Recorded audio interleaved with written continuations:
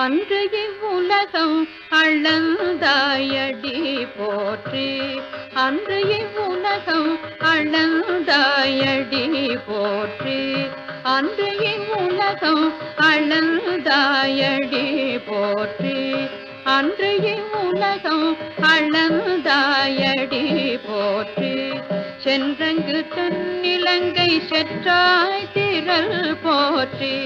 சென்றங்கு தென்னிலங்கை செற்றாய் திரள் போற்றி. சென்றங்கு தென்னிலங்கை செற்றாய் திரள் போற்றி. சென்றங்கு தென்னிலங்கை செற்றாய் திரள் போற்றி.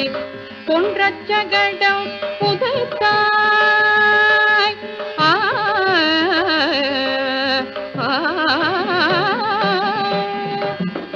பொன்றச்சகடம் புதைத்தாய் புகழ் போற்றி. பொன்றச்சகடம் புதைத்தாய் புகழ் போற்றி. பொன்றச்சகடம் புதைத்தாய் புகழ் போற்றி. பொன்றச்சகடம் புதைத்தாய் புகழ் போற்றி. பொன்றச்சகடம் புதைத்தாய் புகழ் போற்றி. கன்று குணிலாய் எறிந்தாய் கழல் போற்றி. கன்று குணிலாய் எறிந்தாய் கழல் போற்றி. கன்று குணிலாய் எறிந்தாய் கழல் போற்றி. குன்று குடையாய் எடுத்தாய் குணம் போற்றி. குன்று குடையாய் எடுத்தாய் குணம் போற்றி. குன்று குடையாய் எடுத்தாய் குணம் போற்றி. குன்று குடையாய் எடுத்தாய் குணம் போற்றி. வென்று பகை கெடுக்கும் நின் கையில் வேல் போற்றி. வென்று பகை கெடுக்கும் நின் கையில் வேல் போற்றி. என்றென்றும் சேவகமே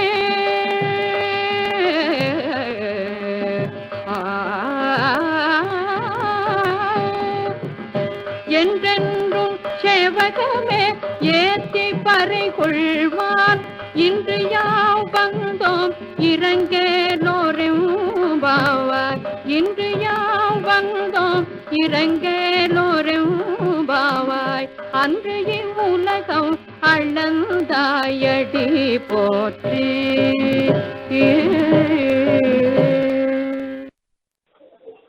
ராமானுஜதயா பாத்திரம் ஞான வைராக்யபூஷணம் ஸ்ரீமத்வேங்கடநாதார்யம் வந்தே வேதாந்ததேசிகம்.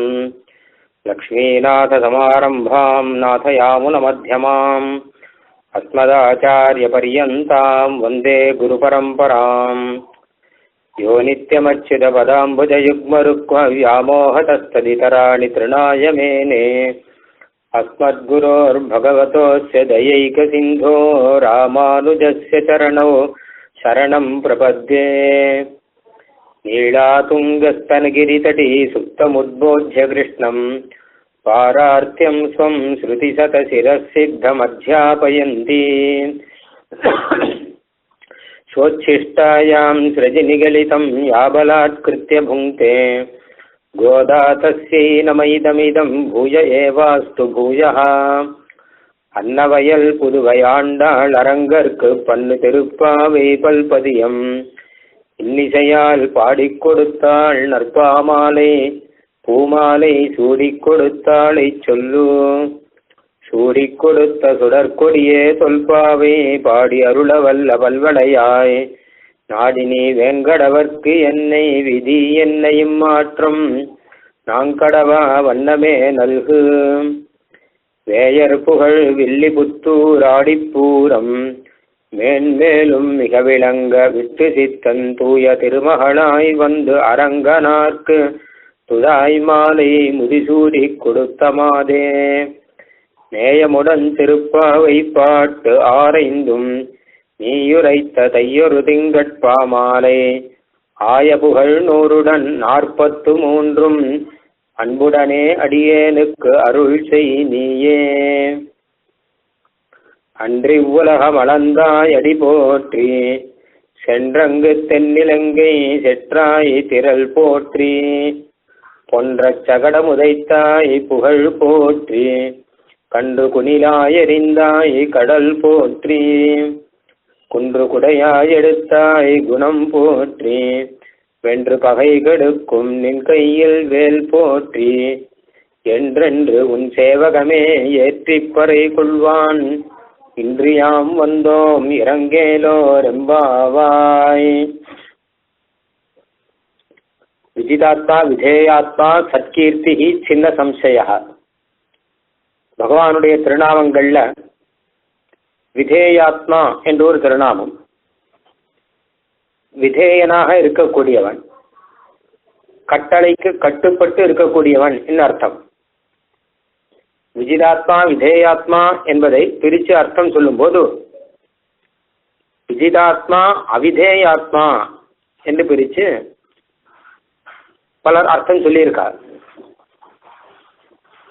யாருக்குமே கட்டுப்படாதவன் அவிதேயன், அவனை யாராலையும் கட்டுப்படுத்த முடியாது அப்படின்னு வச்சுன்னு அர்த்தம் சொல்லியிருக்கார். ஆனால் சுவாமி பராசர பட்டர் அர்த்தம் சாதிக்கும் போது விஜிதாத்மா விதேயாத்மா அப்படின்னு அர்த்தம் சாதிச்சிருக்க. விதேயாத்மானே பிரிச்சிருக்க. கட்டுப்படுபவன், கட்டளைக்கு காத்துன்னு இருக்கான் என்ன அர்த்தம்.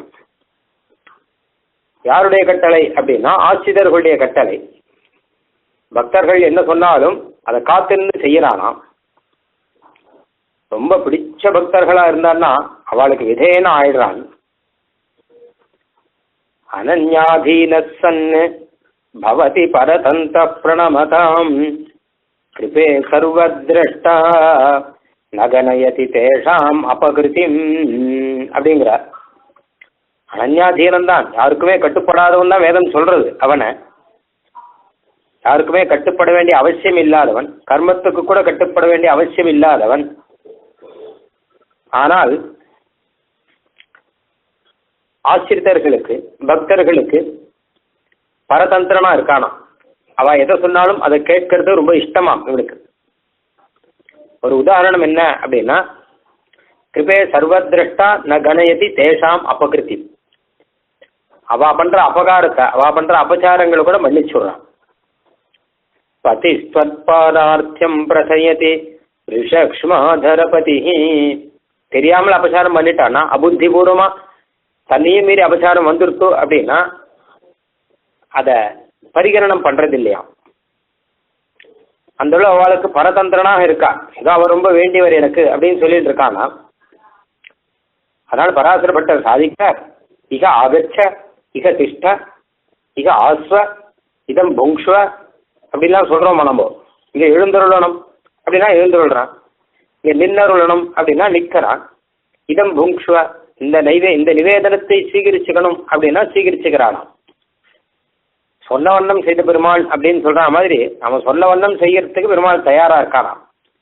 அதனால விதேயாத்மா அப்படின்னு திருநாமம் அழகா எடுத்து காண்பிக்கிறார். பகவானுக்கு அது ரொம்ப பிடிக்கும்.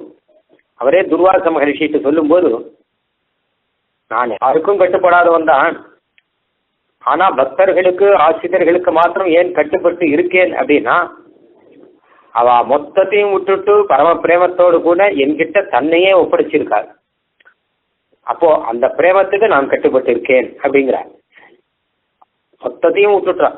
தன்னுடைய சுகங்கள்லாம் எதிர்பார்க்காமல் தன்னையே என்னிடம் யார் சமர்ப்பிச்சிருக்காளோ அவளுக்கு நான் கட்டுப்படாமல் எப்படி இருக்க முடியும் அப்படின்னு கேட்கிற.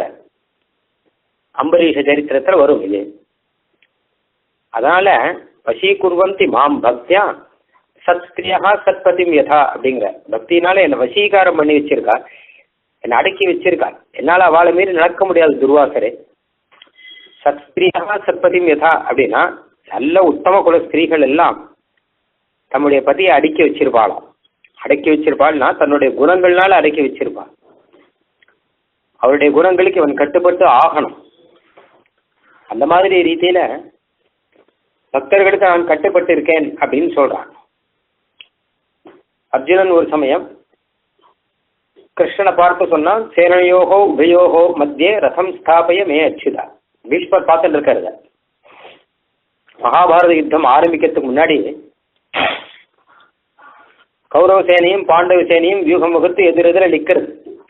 இந்த பகவத்கீதை ஆரம்பிக்கிறதுக்கு முன்னாடி இது அப்போ பீஷ்மருக்கு ரொம்ப ஆச்சரியம். ஆனால் எதிர்க்க பார்த்தா பாண்டவ சேனையில அர்ஜுனன் நிற்கிறான். அர்ஜுனுக்கு முன்னாடி கண்ணன் தேரோட்டியா நிற்கிறான். இதை பார்த்துதான் பீஷ்மருக்கு ஆச்சரியம். எப்படிப்பட்ட மகாத்மாவானவன், பீஷ்மருடைய தியானத்துல விஷயமானவன், பரமபுருஷனானவன், பரபிரம்மமானவன், கையில குதிரையினுடைய சாட்டையை கையில பிடிச்சிருந்து கடிவாளத்தை பிடிச்சிருந்து அர்ஜுனுக்கு தேரோட்டுறேன்னு சொல்லிட்டு முன்னாடி வந்து நிக்கிறானே, பார்த்த சாரதியா வந்து நிக்கிறானே. இதை பார்த்து அவருக்கு ரொம்ப ஆச்சரியம். சௌலபியம்னா இப்படி ஒரு சௌலபியம் இருக்கேன், பக்தர்களுக்கு எதை வேணா செய்வேன் அப்படின்னா தேர் கூட ஓட்டுறேன் அப்படின்னு முன்னாடி வந்து நிற்கிறானே அப்படின்னு அதை பார்த்து ஆச்சரியப்பட்டு நிற்கிறார். அர்ஜுனன் இதை பற்றி பெருசாக எதுவும் கவலைப்படலை. கிருஷ்ணன் நமக்கு ரொம்ப வேண்டியவன், அதனால் நமக்கு வேண்டிய காரியத்தை எல்லாம் செய்து தரான் அப்படின்னு நினைச்சுட்டு இருக்கான். சகேதி மத்வாம் சகான்னு நினைச்சுட்டு இருக்கான். அப்பதான் அர்ஜுனன் வார்த்தை சொல்றான் கிருஷ்ணனை பார்த்து, சேனையோகோ உபயோகோ மத்தியே ரசம் ஸ்தாபய மே அச்சுதா. அச்சுதா, ரெண்டு சேனைக்கும் நடுவுரை என்னுடைய தேரை கொண்டு போய் சிரித்து அங்க நில் அப்படின்னுட்டான். தேரை அங்க போய் நிறுத்தி வை அப்படின்னுட்டான். இதை கேட்ட உடனே பீஷ்மருக்கு திடுக்கிட்டது.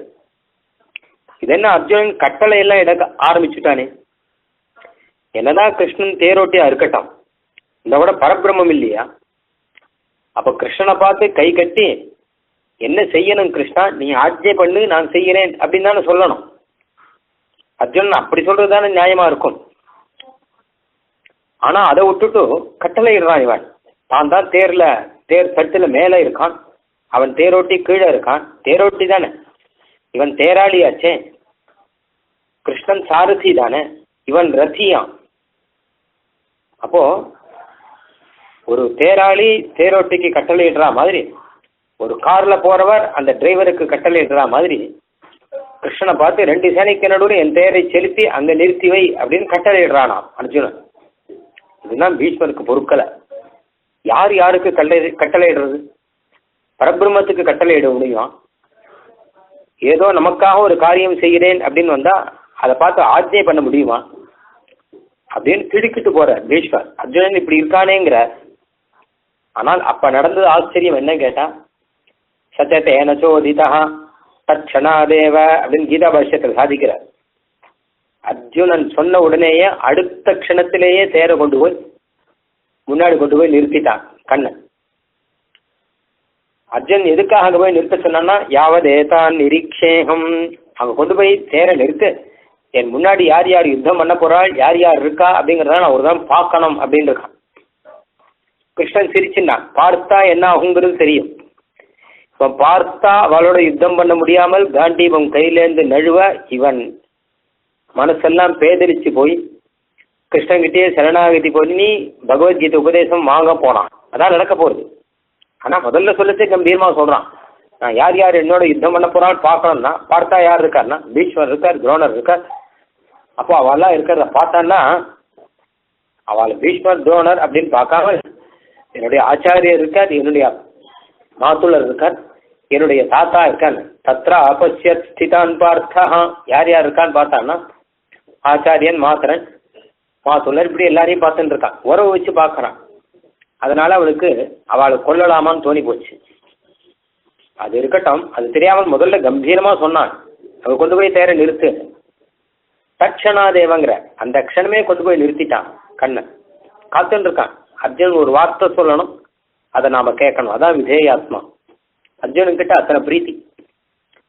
வல்லாம் சரணாகதி பண்ணுவாள். திரௌபதியா சகிதா சர்வே நமச்சக்ரு ஜனார்தனம். திரௌபதியோடு கூட சேர்ந்து இருந்து ஸ்ரீ கிருஷ்ணனை வனத்தில் இருக்கும்போது சரணாகதி பண்ணாள்னு வருது.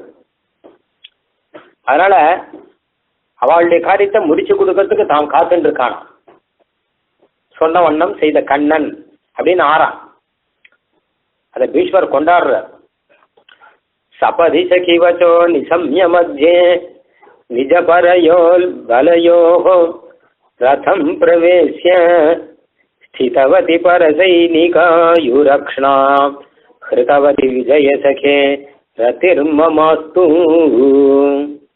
சபதி சகிவச்சா, அவன் சகின்னு நினைச்சிட்டு இருக்கான், சகான்னு நினைச்சிட்டு இருக்கானே தவிர அவர் பரபிரம்மம், நான் ஜீவன், அவனுக்கு தாசனானவன், சேஷத்துவம் என்னுடைய சுரூபம் அப்படின்னு தெரியல. நம்முடைய சகா கிருஷ்ணன் நமக்கு சகாயம் பண்றதுக்கு வந்திருக்கான் அப்படின்னு நினைச்சுட்டு இருக்கான். அப்படின்னு நினைச்சுன்னு கட்டளை விட்டுட்டான். ஆனா அதை கேட்ட உடனே கிருஷ்ணன் கொஞ்சமாவது யோசிக்கணுமே. ஈஸ்வராவது யோசிக்கிறார். கிருஷ்ணன் யோசிச்சு செய்யலாமா வேணாமா அப்படின்னோ, அர்ஜுனா அப்படின்னா அதெல்லாம் எதுவும் சொல்லாமல் ஏதோ அதுக்காகவே காத்துட்டு இருந்த மாதிரி, அர்ஜுனன் சொல்லணும் நாம செய்யணும் அப்படின்னு அதுவே தன்னுடைய சொரூபங்கிற மாதிரி உடனே கிளம்பிட்டானே. அதான் பகவத் ராமானுஜனும் அதை கொண்டாடுறார். சுவாமி தேசிகனும் தாத்பரிய சந்திரிகையில அதனுடைய தாத்பரியத்தை அழகா எழுதுறார். அர்ஜுனன் கட்டளையிட்டு முடிக்கிறதுக்கு முன்னாடி கிருஷ்ணன் தேரை செலுத்த ஆரம்பிச்சுட்டான். அத்தனை ஆசை.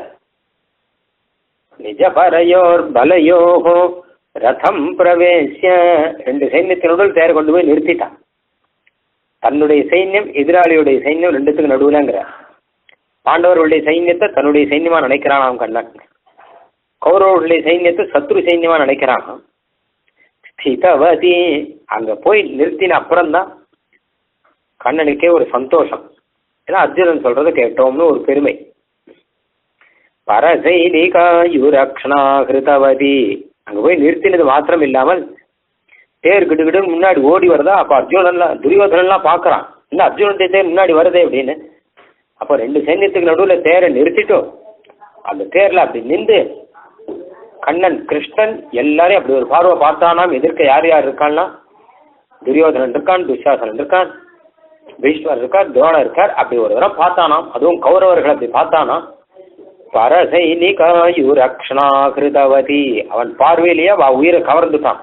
இல்ல பயந்து போயிட்டான் அர்ஜுனன், இல்லை துரியோதனன். இவனுடைய பார்வையை பார்த்து துரியோதனன் பயந்துட்டானோ. என்ன பண்ண போறானோ தெரியலையேங்கிறான். என்னடா இப்படி பாக்குறானே, கண்ணன் என்ன பண்ண போறானோ தெரியலையேன்னா பக்கத்துல துஷாசனன் சொல்றான், அண்ணா ஏன் பயப்படுறங்க, கண்ணன் தான் ஆயுதம் ஒன்றும் எடுக்கலையே, ஆயுதம் எடுத்தா தானே பயப்படணும். அவன் தான் ஆயுதம் எடுக்க மாட்டேன்னு சொல்லிட்டான்ட்டு தானே நம்ம நிம்மதியாக அவனை அந்த பக்கம் விட்டுட்டோம். அதனால ஏன் பயப்படணும் அப்படின்னா துரியோதனன் சொல்றான், இப்பதான் பயம் அதிகமா இருக்கு, இவன் ஆயுதம் எடுத்தாலே பரவாயில்லை போல இருக்கு, இவன் என்னென்ன மாயம் பண்ண போறானோ தெரியல. சின்ன வயசுலேருந்தே மாயம் பண்ணியே பழக்கம். மாயன் இந்த வடமதுரை மைந்தனை இவன் என்ன பண்ண போறானோ, பேசாம இவன் கையில ஒரு ஆயுதத்தை கொடுத்துடலாமோ தோன்றது. அதுவே பாதுகாப்பு. இவன் வெறுமை இருந்தாதான் நமக்கு ஆபத்து. ஏதாவது பண்ணுவான். இப்ப பாரு, அவன் பார்க்குற பார்வையை பாரு, எப்படி பார்க்கறான் பாருங்கிறான். இவன் உயிரை கவர்ந்துடுற மாதிரி பார்க்கறான் துரியோதனன். சுழலை பெருதுரை துச்சாதனனை அழல விழித்தானே அச்சோ அச்சோ, கடல் மன்னர் சுகுழ கதிர்போல் விளங்கி. மொத்த ராஜாக்களும் பார்த்துட்டு இருக்கா. எல்லா ராஜாக்களும் யுத்தம் பண்றதுக்காக தன்னுடைய வீர தீர பராக்கிரமங்கள்லாம் காமிக்கணும் அப்படிங்கிறதுக்காக எதிர்பக்கம் 18 அக்ஷோகினி, இந்த பக்கம் 11 அக்ஷோகினி, அதுல இருக்கக்கூடிய பல ராஜாக்கள் எல்லாரும் தேர் மேல இருக்கிறவாள்லாம் அப்படி ஆச்சரியமா பிரகாசிச்சுருக்காளாம். தன்னுடைய வீரத்தை காமிக்கிறதுக்காக நான் தான் வீரன்னு சொல்லும்படியா பிரகாசிச்சுருக்காள். ஆனா கண்ணன் எப்படி இருக்காங்கட்டானா, இவன் நான் யுத்தம் பண்ண மாட்டேன், நான் இந்த பக்கம் யுத்தம் பண்ண மாட்டேன், நான் அந்த பக்கம் யுத்தம் பண்ண மாட்டேன் அப்படிங்கிறவன். ஆனா தேர்ல சாரதியா வந்திருந்து முன்னாடி நிற்கிறவன் கதிர் போல் விலகி சூரியன் மாதிரி பிரகாசிக்கிறான். இவளுடைய பிரகாசம்லாம் எந்த மூலிக்கு? யுத்தம் பண்றவாளுடைய பிரகாசத்தை காட்டிலும் 100 மடங்கு பிரகாசம் இருக்கு யுத்தம் பண்ண மாட்டேன்னு சொல்றவனுக்கு. ஆயுதம் ஏந்தி நின்று இருக்கிறவாளுடைய பிரகாசத்தை காட்டிலும் 1000 மடங்கு பிரகாசம் இருக்கு ஆயுதம் ஒன்றும் இல்லாம இருக்கிற கண்ணனுக்கு. ஒரு சாரதிக்கு, ஒரு தேரோட்டிக்கு. எழலுற்று மீண்டே இருந்து உன்னை நோக்கும் சுழலை பெருதுரை துச்சாதனனை. அது கிருஷ்ணன் அப்படி பார்த்த உடனே எழுந்துட்டானா துரியோதனனே, மறுபடியும் உட்காந்துட்டான். முதல்ல ஏன் எழுந்தான்னா, கிருஷ்ணன் அப்படி தேர ஓட்டின்னு வந்து அப்படி பாவரை பார்த்த உடனே பயந்துக்கோ ஐயோ என்ன ஆப்பறதோன்னு எழுந்துட்டான். அப்புறம் ஏன் உட்காந்துட்டான் அப்படின்னா, ஐயோ நம்ம போய் எழுந்துட்டோமே, எதுக்கு எழுந்துக்கணும், ஏதோ கிருஷ்ணனுக்கு எழுந்துதான் எல்லாரும் நினைச்சுன்ற போறாளே, நாம தானே ராஜா, நாம எழுந்துக்க கூடாது, தேரோட்டிக்கு ராஜா எழுந்துப்பாலாம் அப்படின்னு சொல்லிட்டு உட்காந்துட்டான். இருந்து கண்ணனை பார்க்கறானாம். இருந்து உன்னை நோக்கும் சுழலை பெருகதை துச்சோதனனை. அப்ப கண்ணன் கண்ணால ஒரு செய்தி சொல்றானாம், துரியோதனா என்ன சூழ்ச்சி பண்ண நீ பாண்டவர்களை காட்டுக்கு அனுப்புறதுக்கும் திரௌபதியை சபைக்கு வரவழைக்கிறதுக்கும் அவளை அவமரியாதைப்படுத்துறதுக்கும் இந்த யுத்தத்துக்கும் மொத்தத்துக்கும் எத்தனை சூழ்ச்சி பண்ணியிருக்க, உன் சூழ்ச்சியெல்லாம் முடிஞ்சு போச்சு. இனிமேல் என்னுடைய சூழ்ச்சி ஆரம்பங்கிறான். நான் பண்றேன் பார், இதை ஒன்னால தாங்க முடியுமா பார் அப்படிங்கிறான். அடல விழித்தானே அச்சோ அச்சோ, ஆழியங் கையனே அச்சோ அச்சோங்கிற பெரிய ஆழ்வார். அந்த மாதிரி அர்ஜுனன் சொன்ன உடனே அர்ஜுனுடைய காரியத்தை முடிக்கிறதுக்காக அந்த க்ஷணத்திலேயே தேரை கொண்டு வந்து நிறுத்தினவன். இப்போ கோபிகாஸ்திரிகள் எல்லாரும், ஆயர்குல பெண்கள் எல்லாரும், கிருஷ்ணா நீ திருப்பள்ளியிலிருந்து மெதுவா எழுந்து இங்கனே போந்தருளி கோப்புடைய சீரிய சிங்காசனத்திலிருந்து யாம் வந்த காரியம் ஆராய்ந்து அருள் அப்படின்னு சொன்ன உடனேயே அடுத்த க்ஷணம் அங்கிருந்து வந்துட்டான். அர்ஜுனுக்கே காரியம் செஞ்சு கொடுக்கும்போது இவாளுக்கே செஞ்சு கொடுக்க மாட்டான். அடுத்த க்ஷணமே எழுந்திருந்து இவர்கள் சொன்ன மாதிரி ஆச்சரியமா நடையழகோடு கூட அந்த இடத்துக்கு வந்திருக்கான். சிம்ஹாசனத்துக்கு வந்து எழுந்துள்ளிருக்கான். அப்போ இவாளுக்கு மனசுல பரிபூர்ண திருப்தி. நமக்காக கண்ணன் ஒரு 4 அடி எடுத்து வைக்கிட்டு நடக்கிறானே, எழுந்துவானா உடனே எழுந்து நடந்து வரானே அப்படின்னு ஆச்சரியம். இப்படிப்பட்ட பரந்தாமன் நடந்து வா அப்படின்னா உடனே நடந்து வரானே அப்படின்னு ஒரு பெருமை இருக்கு. பெருமை மாத்திரம் இல்லை, அவருடைய சௌலபியத்தை நினைச்சு ஒரு அனுபவம் இருக்கு. அவன் அப்படி சிம்ஹாசனத்துல உட்கார்ந்த உடனே அவன் கிட்ட போய் தன் காரியத்தை சொல்லணும். யாம் வந்த காரியம் ஆராய்ந்தருள் தானே சொல்லியிருக்கா, உங்களுக்கு என்ன வேணும் அப்படின்னு கேட்கறான். அவ சொல்லணுமோ இல்லையோ, அவ சொல்றதுக்கு முன்னாடி அதெல்லாம் இருக்கட்டும், முதல்ல எங்களுக்காக 4 அடி நடந்து வந்தான் இல்லையா, அவனுக்கு பல்லாண்டு பாடணும் அப்படிங்கிறான். வந்த காரியம் இருக்கட்டும், சரி நீங்க போங்க நான் வரேன் அப்படின்னும், இல்லை நான் வரத்துக்கு இன்னொரு 2 மணி காலம் ஆகும் அப்படின்னும், இல்லை அங்கெல்லாம் வேண்டாம் இங்கேயே சொல்லுங்க அப்படின்னும், இப்படிலாம் எதுவும் உதாசீனமான வார்த்தை எதுவும் சொல்லாமல் ஏதோ இதுக்காக காத்திருந்த மாதிரி உடனே நடந்து வந்துட்டானாம் கண்ணன். அதனால இவாளுக்கே மனசு கேட்காமல் பல்லாண்டு பாடுறாள். தண்டகாரண்யத்துல மகர்ஷி எல்லாம் ஸ்ரீராமனுக்கு பல்லாண்டு பாடினாலாம். அவளும் ஒரு காரியம் சொல்லணும் தான் போனான். பெருமாளை பார்த்து தம்முடைய காரியத்தை விஞ்ஞாபனம் பண்ணணும். என்ன காரியம் அப்படின்னா, இந்த ராட்சசெல்லாம் ரொம்ப உபதிரவம் பண்றாள். அதனால ஏகி பச்ச சரீராணி முனிலாம் பாவிதாத்மனாம், அங்க வந்து இந்த சரீரங்களை பாரு, ராட்சசர்கள் கொண்டு போட்ட சரீரங்களை பாரும் அப்படின்னு அதை காமிச்சு தங்களுக்கு பெருமாள் கிட்ட அபயம் கேட்டு வாங்கிக்கணும். ராட்சசால் கிட்டேன்னு எங்களை காப்பாத்துங்கோ என்ன அபயம் கேட்டு வாங்கணும். ராட்சசர்களை கொல்றதுக்காக, ரிஷிகளுக்கு அபயம் கொடுக்கறதுக்காக ஒரு பிரார்த்தனை, ஒரு சரணாகதி பெருமாள் கிட்ட பண்ணணும். அதுக்காக தான் போறாள்.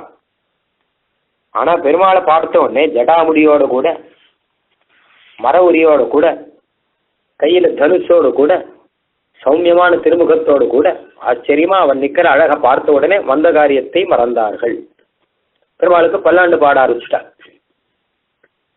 முனி வேஷத்துல இத்தனை ஆச்சரியமா இருக்காரு. மகாபுருஷன் தீரோதாத்த நாயகன் ராஜவேஷத்துல இருந்தா பரவாயில்ல, ரிஷி வேஷத்துல இருக்கார். ஆனா ரொம்ப அழகா இருக்கார். ரிஷிகள்லாம் கூட அழகா இருப்பா போல இருக்குங்கிறா, அவளுக்கே தெரியாது. அவளுக்கு கூட அழகு இருக்குமான்னா, ரூப சம்ஹனனம் லக்ஷ்மீம் சௌகுமாரியம் சுவேஷதாம் தத்ருஷுரு விஸ்மிதாகாராஹ ராமஸ்ய வனவாசினஹ மங்களானி பிரயுஞ்சானாஹ பிரத்யகிருண்ணன் திருடவ்ரதாஹ. உடனே பல்லாண்டு பாட ஆரம்பிச்சுட்டாலாம். உன்ன சாப்பிட வந்தவர்கள் சாப்பாட்டை மறந்தார்கள் அப்படின்னு பெரியாச்சம்பிள்ளை. ஆகாரம் பரணும்னு ஆரம்பிச்சவா ஆகாரத்தை மறந்துட்டாலாம். மாதிரி தம் விஷயத்தை கூட மறந்து பெருமாளுக்கு பல்லாண்டு பாடுற அளவு அவனுடைய சௌந்தரியம். நமக்காக இவ்வளவு தூரம் பெருமாள் நடந்து வந்திருக்காரு அப்படின்னு நினைச்சு பார்க்கறான். இந்த மாதிரி ரூபம் தரிச்சு வந்திருக்காரு. அந்த மாதிரி இப்போ கிருஷ்ணன் நமக்காக நடந்து வந்தானே அப்படின்னு இவாளுக்கே மனசு நொந்து போகுது. அதனால முதல்ல நடந்து வந்தவனுக்கு ஒரு பல்லாண்டு பாடணும் அப்படிங்கிறதுக்காக ஆரம்பிச்சு போற்றி போற்றின்னு பல்லாண்டு பாடக்கூடிய ஒரு பாட்டு. அது மட்டுமல்ல, அந்த நடந்து வரும்போது அந்த அழகையும் அனுபவிக்கிறார். எத்தனை அழகா நடந்து வந்தான். முன்னாடி சைன திருக்கோலத்துல சேவை, இப்போ வீட்டிலிருந்து திருக்கோலத்துல சேவை, நடுவுல நடந்த திருக்கோலத்துல சேவை. அதை நினைச்சு பார்த்து அதை அனுபவிக்கிறாளாம். எல்லாமே அழகுதானே. நின்றான், இருந்தான், கிடந்தான், நடந்தான்ங்கிற ஆழ்வார். இதை நினைச்சிட்டு இருந்தா போரும். பெருமாள் எப்படி நிற்கிறான், எப்படி நடக்கிறான், எப்படி கிடைக்கிறான், எப்படி இருக்கிறான் அப்படிங்கிறத நினைச்சிட்டு இருந்தாலே போருங்கிற. பல திவ்ய தேசங்கள் போக வேணும். அந்தந்த திவ்ய தேசங்கள்ல பெருமாள் எப்படி சேவை சாதிக்கிறார் அப்படிங்கிறத அனுபவிக்கிறோம். அதுவே போரும், அதுவே பரமக்ஷேமம் அப்படிங்கிறார். வெங்கடமும் விண்ணகரும் வெக்காவும் அக்காத பூங்கிடங்கின் கோவல் பொன்னகரும் நான்கிடத்தும் நின்றான் இருந்தான் கிடந்தான் நடந்தானே என்றால் கெடுமாமிடர். நான்கிடத்தும் திருவேங்கடம், திருவிண்ணகர், திருவெக்கா, திருக்கோவலூர் 4 இடத்தை எடுத்துக்கிறார். நின்றான் இருந்தான் கிடந்தான் நடந்தானே என்றால் கெடுமாமிடர். இப்படி இருந்தா போரும். நின்றதே ஊரகத்து இருந்ததே பாடகத்து அன்று வெக்கனை கிடந்ததுங்கிறார். இது ஒரு ஆழ்வார் அனுபவிக்கிறார். திருப்புலிங்குடி கிடந்தாய் அப்படின்னு நம்மாழ்வார் அனுபவிக்கிறார். திருப்புலிங்குடி கிடந்து அரகுணமங்கையில் வீற்றிருக்கார் பெருமாள். அதை ஆழ்வார் அனுபவிக்கிறார். அந்த மாதிரி அந்தந்த திவ்ய தேசங்கள்ல பெருமாள் எப்படி இருக்கார் அப்படிங்கிறத சேவிச்சு அனுபவிச்சாலே போதும். இப்போ அந்த அனுபவத்தில் இருக்கிறபடினால பெருமாள் நடந்த திருக்கோலத்தை இப்போ சேவிச்சபடினால உடனே நடந்த அழகு ஞாபகம் வந்துதான். இதெல்லாம் என்ன நடை அழகு, அன்றைக்கு ஒரு நாள் நடந்தான் இல்லையா, அன்று இவ்வுலகம் அளந்தான், ஒரு அடி எடுத்து வைக்கிறேன் அப்படி நடந்தான். நின்றான் இருந்தான் கிடந்தான் நடந்தானேன்னு சொல்லும் போதே நடந்தான் அப்படிங்கிறதுக்கு திருக்கோவலூர் சொல்றார். திருக்கோவலூர்ல பெருமாள் திருவிக்கிரம பெருமாள். திருவிக்கிரம பெருமாள் ஒரு அடி எடுத்து வச்சார்னா இந்த லோகம் மொத்தத்தையும் நடந்துட்டார். அப்படிப்பட்ட பெரிய அடி. உருவிக்கிரமஹா அப்படின்னு பெயர். உருக்கிரமஹான்னு வேதம் சொல்றது அடிக்கடி. விஷ்ணுவை பத்தி சொல்லச்ச பல இடத்துல விஷ்ணவ உருக்கிரமாய அப்படின்னு வரும், விஷ்ண உருக்கிரம அப்படின்னு வரும். உருக்கிரமன் அப்படின்னு பெருமாளுக்கு திருநாமம். உருக்கிரமம்னா மிகப்பெரிய அடி எடுத்து வைத்தவன் அப்படின்னு அர்த்தம். மிகப்பெரிய அடி எடுத்து வைப்போம். நாமெல்லாம் ஒரு அடி எடுத்து வச்சோம்னா அப்ப எவ்வளவு தூரம் போறோம்னா ஒரு அடி தூரம் போறோம். இல்ல கொஞ்சம் வேகமா வந்து குதிச்சான்னா 10 அடி தூரம் போகலாம், அவ்வளவுதானே. ஒரு அடி எடுத்து வச்சு உலகத்தையே தாண்டினவன் அப்படிங்கிறது பகவான் தான். 2வது எடுத்து வச்சு ஆகாசம் மொத்தத்தையும் தாண்டினவன் அப்படிங்கிறவன் பகவான் தான் இருக்க முடியும். அதனால்தான் உருக்கிரமஹா அப்படின்னு திருநாமம் அவனுக்கு. திருக்கோளூர் எம்பெருமான் அப்படி திருவிக்கிரம பெருமாளா இருந்தார். அவன் நடந்தான் அப்படின்னா அந்த பெருமை, இப்படி நடந்த பெருமை அவனுக்கு மட்டும்தான் இருக்கு. அதனால கண்ணன் இன்னைக்கு 4 அடி நடந்தது இருக்கட்டும், அன்னைக்கு அப்படி நடந்த பெருமையை நினைச்சு பார்க்கிறாள். அன்று இவ்வுலகம் அளந்தாய் அடி போற்றி. இந்த திருவடி தானே அன்னைக்கு இந்த லோகத்தை எல்லாம் அளந்தது. அப்ப இந்த நடை என்ன, இப்ப நமக்காக நடக்கிறான். இது அன்னைக்கு யாருக்காக நடந்தான் அப்படின்னா எல்லார் சிரஸ்லையும் தன்னுடைய திருவடியை எடுத்து வச்சு சராச்சர வசீகரா சரண பங்கஜே நாங்கிதம்னு சொல்ற மாதிரி நீங்க எல்லாரும் என் திருவடி நிழல் கீழே அப்படின்னு காண்பிப்பதற்காக. அது யார் புரிஞ்சுட்டாலோ புரிஞ்சுக்கலையோ அன்னைக்கு லோகம் மொத்தத்தையும் அளந்தாச்சு.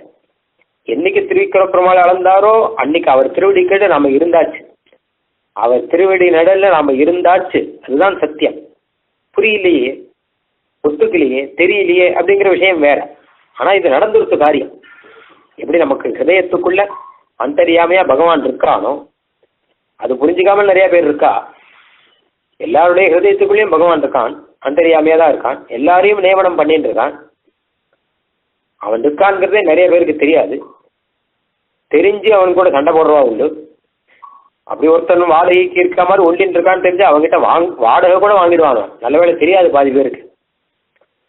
அந்த மாதிரி திருவிக்கிரம பெருமாள் எல்லாரையும் அளந்த போது எல்லார் சேரத்தையும் தன் திருவடி நிலையில கொடுத்துட்டாருங்கிறது தான் சத்தியம். இப்போ எல்லாருக்குமா செய்த காரியம் இருக்கட்டும், இன்னைக்கு நமக்காக 3 அடி எடுத்து வச்சான். அன்றி உலகம் அளந்தாய் இன்று யாம் வந்தோம் இறங்கு. அன்னைக்கு இந்த உலகத்தை எல்லாம் அளந்தாய், இன்று யாம் வந்தோம் இறங்கேலோர் எம்பாவாய். இன்னைக்கு நாங்க வந்திருக்கோம், எங்களுக்கு 3 அடி எடுத்து வச்சிருக்கேன். அதே மாதிரி இன்னும் கொஞ்சம் அனுகிரகம் பண்ணணும். எப்படிப்பட்ட அனுகிரகம் பண்ணியிருக்கேன். யசோதை பிராட்டி ஒரு சமயம் என்ன பண்ணாலாம், கண்ணனுக்கு நடை கத்து கொடுத்தாலாம். நடக்க முடியல, சின்ன குழந்தை. கண்ணனும் நடக்கிற மாதிரி பாவனை பண்றான். ஒரு அடி எடுத்து வைக்கிறான், கீழே விழுந்துடுறான். யசோதை பிராட்டிக்கு எல்லா ஆனந்தத்தையும் கொடுக்கணும் முடிவு பண்ண முடியினால நடக்கத்துக்கிற மாதிரி பாவனை பண்றான். பத ஸ்திரிபிக்ராந்த ஜகத்ரயந்தம் பவ்யாசயா பாவித பாலபாவம் கரேண சங்கிருஹ்ய கராம்புஜாக்ரம் சஞ்சாரயாமாச சனைர் யசோதான்னு யாதவா விதயத்துல மெதுவா நடக்கத்து கொடுக்குறாளாம். ஒரு அடி நடப்பான் கண்ணன், கீழே விழுந்துருவான். ரெண்டாவது எடுத்து போட்டு கீழே விழுந்துருவான் குழந்தை. அப்ப யசோதை பார்த்தா தன் கையை பிடிச்சிக்க சொல்றான். கரேன சங்கிருஹ்ய கராம்புஜாக்ரம், தன்னுடைய கையினாலே கிருஷ்ணனுடைய கண்ணையை பிடிச்சு மெதுவா ஒரு அடி கீழே விழறதுக்கு முன்னாடி இன்னொரு அடி எடுத்து வச்சுடணும். வலது திருவடி எடுத்து வச்சாச்சுன்னா கீழே விழுந்துரும் குழந்தை. அதை அப்படியே பிடிச்சுன்னு கீழே விழா பார்த்துட்டு அப்படியே இடது திருவடி எடுத்து வைக்கும்படி பண்ணணும். அதுக்காக நடை கற்று கொடுக்குறான். ஆனா கண்ணை பொத்துன்னு கீழே விழுந்துட்டான். கண்ணா ஒரு 2 அடி எடுத்து வைடானா முடியலமான்னு குழந்தை மாட்டேங்கிறது. எனக்காக ஒரு 3 அடி எடுத்து வையேன் அப்படிங்கிறாங்க. எனக்காக ஒரு 3 அடி எடுத்து வை, நிறைய வேண்டாம், ஒரு 3 அடி எனக்காக எடுத்து வைனா கண்ணன் தூக்கி வாரி போட்டு ஏற்கனவே 3 அடி எடுத்து வச்சிருக்கான். அந்த மாதிரி இப்போ எடுத்து வைக்க முடியுமா? இருந்தா கூட யசோதை பிராட்டி கேட்டாலேங்கிறதுக்காக 3 அடி சின்னதா எடுத்து வச்சான் கண்ணன். இப்போ பதைஸ்திபி கிராந்த ஜகத்ரயந்தம் 3 அடி எடுத்து வச்சா 3 லோகத்தையும் அளந்துருவானே. அவன் யசோதைக்காக இப்ப சின்னதா 3 அடி எடுத்து வச்சான். இப்போ சஞ்சாரயாமாச சனைர் யசோதா அப்படின்னு அந்த மாதிரி லோகத்தையெல்லாம் வளர்க்கக்கூடியவன் எங்களுக்காக இப்போ ஒரு 4 அடி எடுத்து வச்சு அங்கிருந்து சிம்மாசனத்துக்கு வந்திருக்கான் அப்படிங்கிறத அனுபவிச்சு அதை அனுசந்தானம் பண்ணி பல்லாண்டு பாடுறார்கள். அன்று இவ்வுலக வளர்ந்தாய் அடிபோத்ரி, பெருமாளுடைய திருவடிக்கு பல்லாண்டு நடந்து வந்தபடியினாலே இந்த லோகத்தை எல்லாம் அன்னைக்கு அளந்த ஒரு பெருமை ஆண்டாள் திருப்பி திருப்பி சொல்ற. ஓங்கி உலகளந்த உத்தமன் அப்படின்னு திருவிக்கிரம அவதார வைபவத்தை சொன்னார். அம்பர மூடறுத்து ஓங்கி உலகளந்த உம்பர் கோமானே உறங்காது எழுந்திராய் அப்படின்னு திருவிக்கிரம அவதார வைபவத்தை சொல்ற. இப்ப மறுபடியும் திருவிக்கிரம அவதார வைபவத்தை சொல்ற. மற்ற அவதாரங்கள்லாம் இப்படி சொல்லல. ராமாவதாரம் ஒரு இடத்துல இருக்கு, நிருசிம்மாவதாரம் ஒரு இடத்துல குறிப்பா இருக்கு, அதுவும் ஸ்பஷ்டமா இல்லை. திருவிக்கிரமாவதாரத்தை மாத்திரம் திருப்பி திருப்பி சொல்றார். கிருஷ்ணாவதாரம் சொல்றது கிருஷ்ணன் தான் விஷயம், அதனால அது விஷயம் வேற. வேற திருப்பாவையில மத்ஸ்யாவதாரத்தை சொன்னாரா கூர்மாவதாரத்தை சொன்னாரானா ரொம்ப தேடி பார்க்கணும், கிடைக்காது. திருவிக்கிரமாவதாரத்தை மாத்திரம் ஏன் முழுதனும் சொன்னார் அப்படின்னா அதுக்கு பல காரணங்கள் இருக்கட்டும். ஆண்டாளுக்கே ஈடுபாடு அதிகம். வேதமே திருவிக்கிரம அவதாரத்தை தான் திருப்பி திருப்பி சொல்றது, பல இடத்துல வரும் வேதத்திலேயே. அவன் அளந்த வைபவம் தான். ஆனால் திருப்பாவையும் ஒரு வேதமா இருக்கிறபடினால இதுவும் ஒரு சாகிஸ்ரீ அமிர்தா சதாம் அப்படிங்கிற மாதிரி விஸ்வோபஜீவியம் அமிர்தம் வசசாதுகானாம் அப்படின்னு சுவாமி தேசிகன் சாதிக்கிறார். அதாவது வேதத்தை அமிர்தம் அப்படின்னு சொல்றது உண்டு, ஸ்ரீ அமிர்தம் அப்படின்னு சொல்றது உண்டு. இதை திருப்பாவைன்னு சொல்ற மாதிரி அந்த வேதத்தை ஸ்ரீ அமிர்தம் சாகி ஸ்ரீ அமிர்தான்னு சொல்றது உண்டு. ஆனால் அந்த வேதம் அப்படிங்கிற அமிர்தமானது எல்லாருக்கும் கிடைக்க மாட்டேங்கிறது. சில பேர் தான் வேதாத்தியனம் பண்ண முடியும், சில பேர் பண்ணக்கூடாதுன்னே இருக்கு.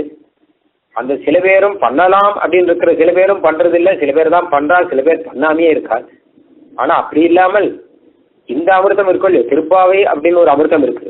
இதுவும் ஒரு ஸ்ரீ அமிர்தம் தான், ஏன்னா திருப்பாவை தானே. அந்த ஸ்ரீ அமிர்தமான இந்த திருப்பாவை இருக்கே, இது விஸ்வோபஜீவியம் அப்படிங்கிற, இது லோகத்துல யாரு வேணும்னாலும் இந்த திருப்பாவை சொல்லலாம், இந்த அமிர்தத்தை அனுபவிக்கலாம். 2-3 அர்த்தம் இருக்கு.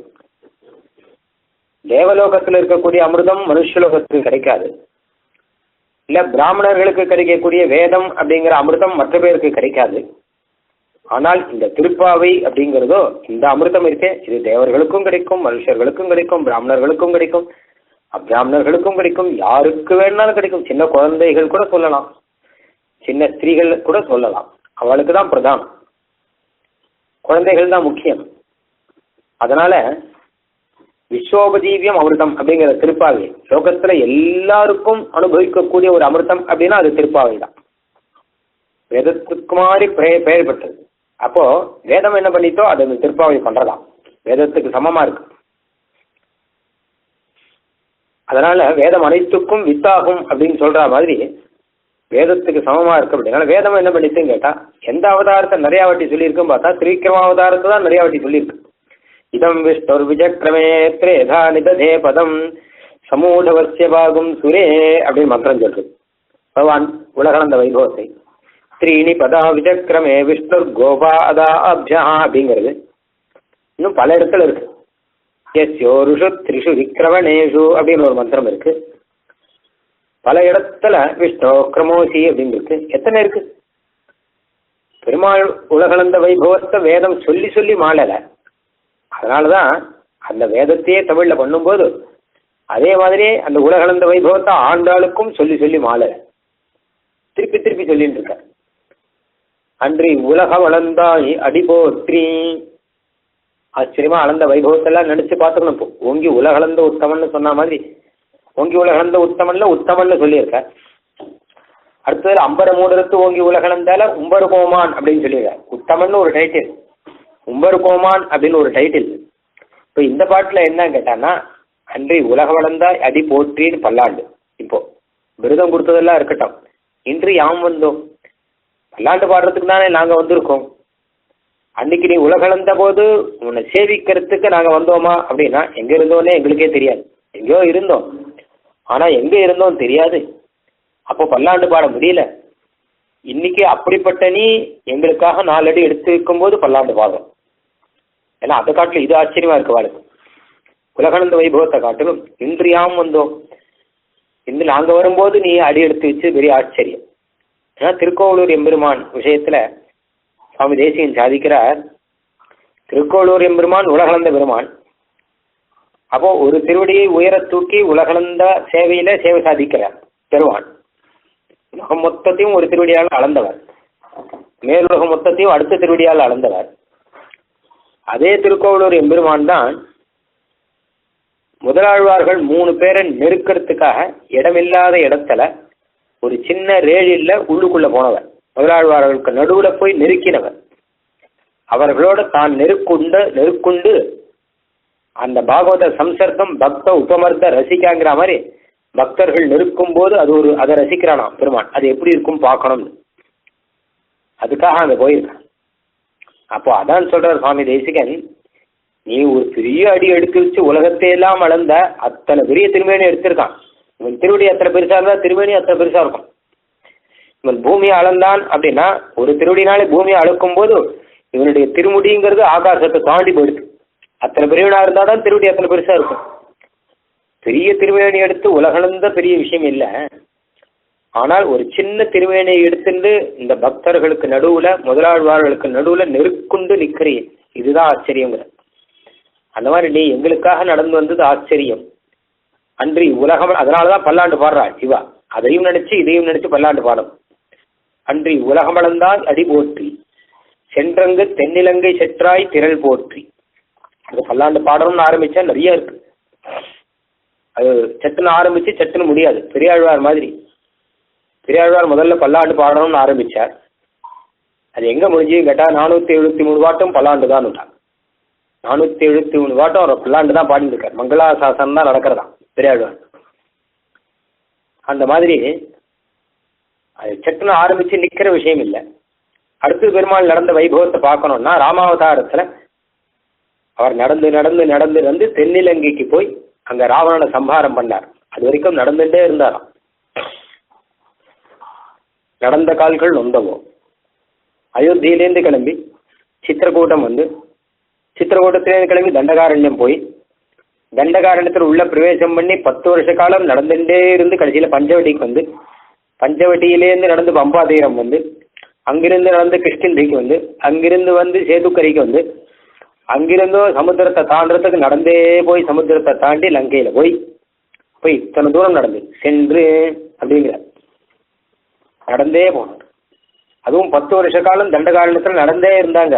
வால்மீகி சொல்றார் 10 வருஷ காலம் ஒரு இடத்துல இல்லையா நடுவுல. 14 வருஷ காலத்துல என்ன நடந்ததுன்னு கேட்டா, முதல்ல சித்திரக்கூட்டத்துல இருந்தார், பரதன் வந்து போனார், அப்புறம் மகர்ஷியில பார்த்தான்னு தெரியும். அதுக்கப்புறம் கடைசி வருஷத்துலதான் ராவணன் வந்தான், சூர்பனக்கு வந்தால் அந்த கதை. நடுவில் ஒரு 10 வருஷ காலம் என்ன நடந்ததுன்னு கேட்டா, பெருமாள் நடந்துட்டு இருந்தார் அப்படிங்கிறதா நடந்துதான். 10 வருஷம் இதான் பல இடத்துக்கு நடந்திருக்க.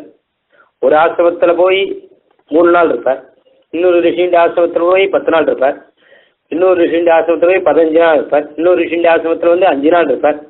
பல ரிஷிகளுடைய ஆசிரமத்தை தேடி தேடி தேடி தேடி காடு முழுக்க நடந்திருக்கார். அதனால்தான் சென்று அப்படிங்கிற. நாட்டில் பிறந்தவர் நாரணற்காலன்றி யாவரோ, நாட்டில் பிறந்து படாதனப்பட்டு மனிதர்க்காய் நாட்டை நலியும் அறக்கரை நாடி தடித்திட்டு நாட்டை அழித்து உய்யச் செய்து நடந்தமை கேட்டுமே. இங்க நடந்தது மாத்திரமில்லை, கடைசியில் சீவி குண்டத்துக்கு நடந்த வைபவத்தையும் சொல்றார் அவர். இங்க எத்தனை நடந்துட்டு எத்தனை காலம் நடந்துட்டு இருந்தார். அதனால்தான் ஆழ்வார் நடந்த கால்கள் நொந்தவோங்கிறார். திருமழிசை ஆழ்வார் நடந்து இருந்தியா அந்த கால்கள் வலிக்கிறதா, அதுதான் படுத்துட்டு இருக்கியாங்கிற திருக்குழந்தையில. திருக்குழந்தை எம்பெருமான் படுத்துட்டு இருக்காரு. ஏன் படுத்துட்டு இருக்கான்னா ஏதோ உடம்புல சிரமம் போல இருக்கு. ஏன் எழுந்து பேச மாட்டேங்கிறான் பாக்குறாரு. ஏன்னா பெருமாள் எழுந்து பேசணும் ஆழ்வாருக்கு எதிர்பார்க்கிறாரு. சொன்ன வண்ணம் செய்த பெருமாளால் தான் கூடவே வந்துட்டார் திருவசி ஆழ்வாரோட. ஆனால் இந்த திருக்குழந்தை பெருமாள் மாத்திரம் படுத்துட்டே இருக்காரு, பேச மாட்டேங்கிறாரு. எழுந்து சௌக்கியமா கேட்க மாட்டேங்கிறாரு, இல்லை ஒரு கடாட்சம் பண்ண மாட்டேங்கிறாரு. ஏன் இப்படி தூங்குற மாதிரி இருக்காருன்னு யோசிச்சு பார்த்தா ரொம்ப சிரமமா இருக்கு போல இருக்கு. அதனால தான் அப்படி இருக்காரு. என்ன சிரமமா இருக்கும்னா நடந்து சிரமம். எப்ப நடந்தன்னா ராமாவதாரத்தில் நடந்தார். நடந்த கால்கள் நொந்தவோ நடுங்க ஞாலமேனமாய் இடந்தமை குலுங்கவோ விலங்குமல் வரைச்சேனும். இல்ல ஒருவேளை வராகாவதாரத்தில் பூமியை எடுத்து வச்ச அந்த பாரம் அப்படியே தாங்கிட்டு இருந்தபடினால உடம்பெல்லாம் வலிக்கிறது போல இருக்கு. திருமேனி வலிக்கிறதா இல்ல திருக்கால்கள்லாம் வலிக்கிறதா, அதனால தான் சேனத்தில் இருக்கியா கேட்கிற. இவர்கிட்ட கேட்ட உடனே பெருமாளை எழுந்துக்க ஆரம்பிச்சுட்டாராம். உத்தான சேனத்துல பெருமாள் சேவை சாதிக்கிற, பாதி எழுந்துக்காம இருக்கிற நிலையில சேவை சாதிக்கிற. அதனால சென்று நமக்காக நடந்து அங்கு தென்னிலங்கை செற்றாய் திரள் போற்று. தென்னிலங்கைக்கு போய் ராவணன் அவன் இருக்கிற இடத்துக்கு போய் அங்க அடிச்ச ஒரு வைபவம். பொன்ற சகடமுதைத்தாய் புகழ் போற்றி. அது இருக்கட்டும், அதை காட்டிலும் பெருசு என்னன்னு கேட்டா இந்த திருவடியினுடைய வைபவத்தை சொல்லிட்டு வரார். அப்ப நடந்த வைபவம் இருக்கட்டும், கிருஷ்ணாவதாரத்துல ஒரு சகடாசுரனை சின்ன குழந்தையா இருக்கும்போது நடையெல்லாம் கூட இன்னும் ஆரம்பிக்கவே இல்லை, இன்னும் தவிழவே ஆரம்பிக்கல. நாள்களோர் 4-5 திங்கள் அளவிலே தாளை நிமிர்த்து சகடத்தை சாடி போய்ங்கிற பெரியாழ்வார். இன்னும் நாளே ரொம்ப ஆகல, குழந்தை இப்பதான் பிறந்திருக்கு. அப்போ போய் அந்த சகடத்தை எட்டி உதைச்சா கூட சொல்ல முடியாது. தன்னுடைய திருவடி பட்டது சகடம் அப்படியே பொன்றார் பொடி ஆயிட்டான். அப்ப திருவடியுடைய வைபவத்தை சொல்லணும்னா இதை சொல்லணும் முக்கியமா. பொன்ற சகடம் உதைத்தாய் புகழ் போற்றி. அது கிருஷ்ணனுடைய ஒரு புகழ், கிருஷ்ணனுடைய கீர்த்தி. உருளும் சகடம் உதைத்த பெருமானார் அப்படிங்கிற நம்மாழ்வார். சின்ன வயசுலேயே இப்படி சகடத்தை உதைச்சு சகடத்தை பொடி ஆக்கிற பெருமை யாருக்கு இருக்க முடியும்? அதுவும் மகா சகடம், அசுர ஆவேசத்துல வரக்கூடிய ஒரு சகடம்.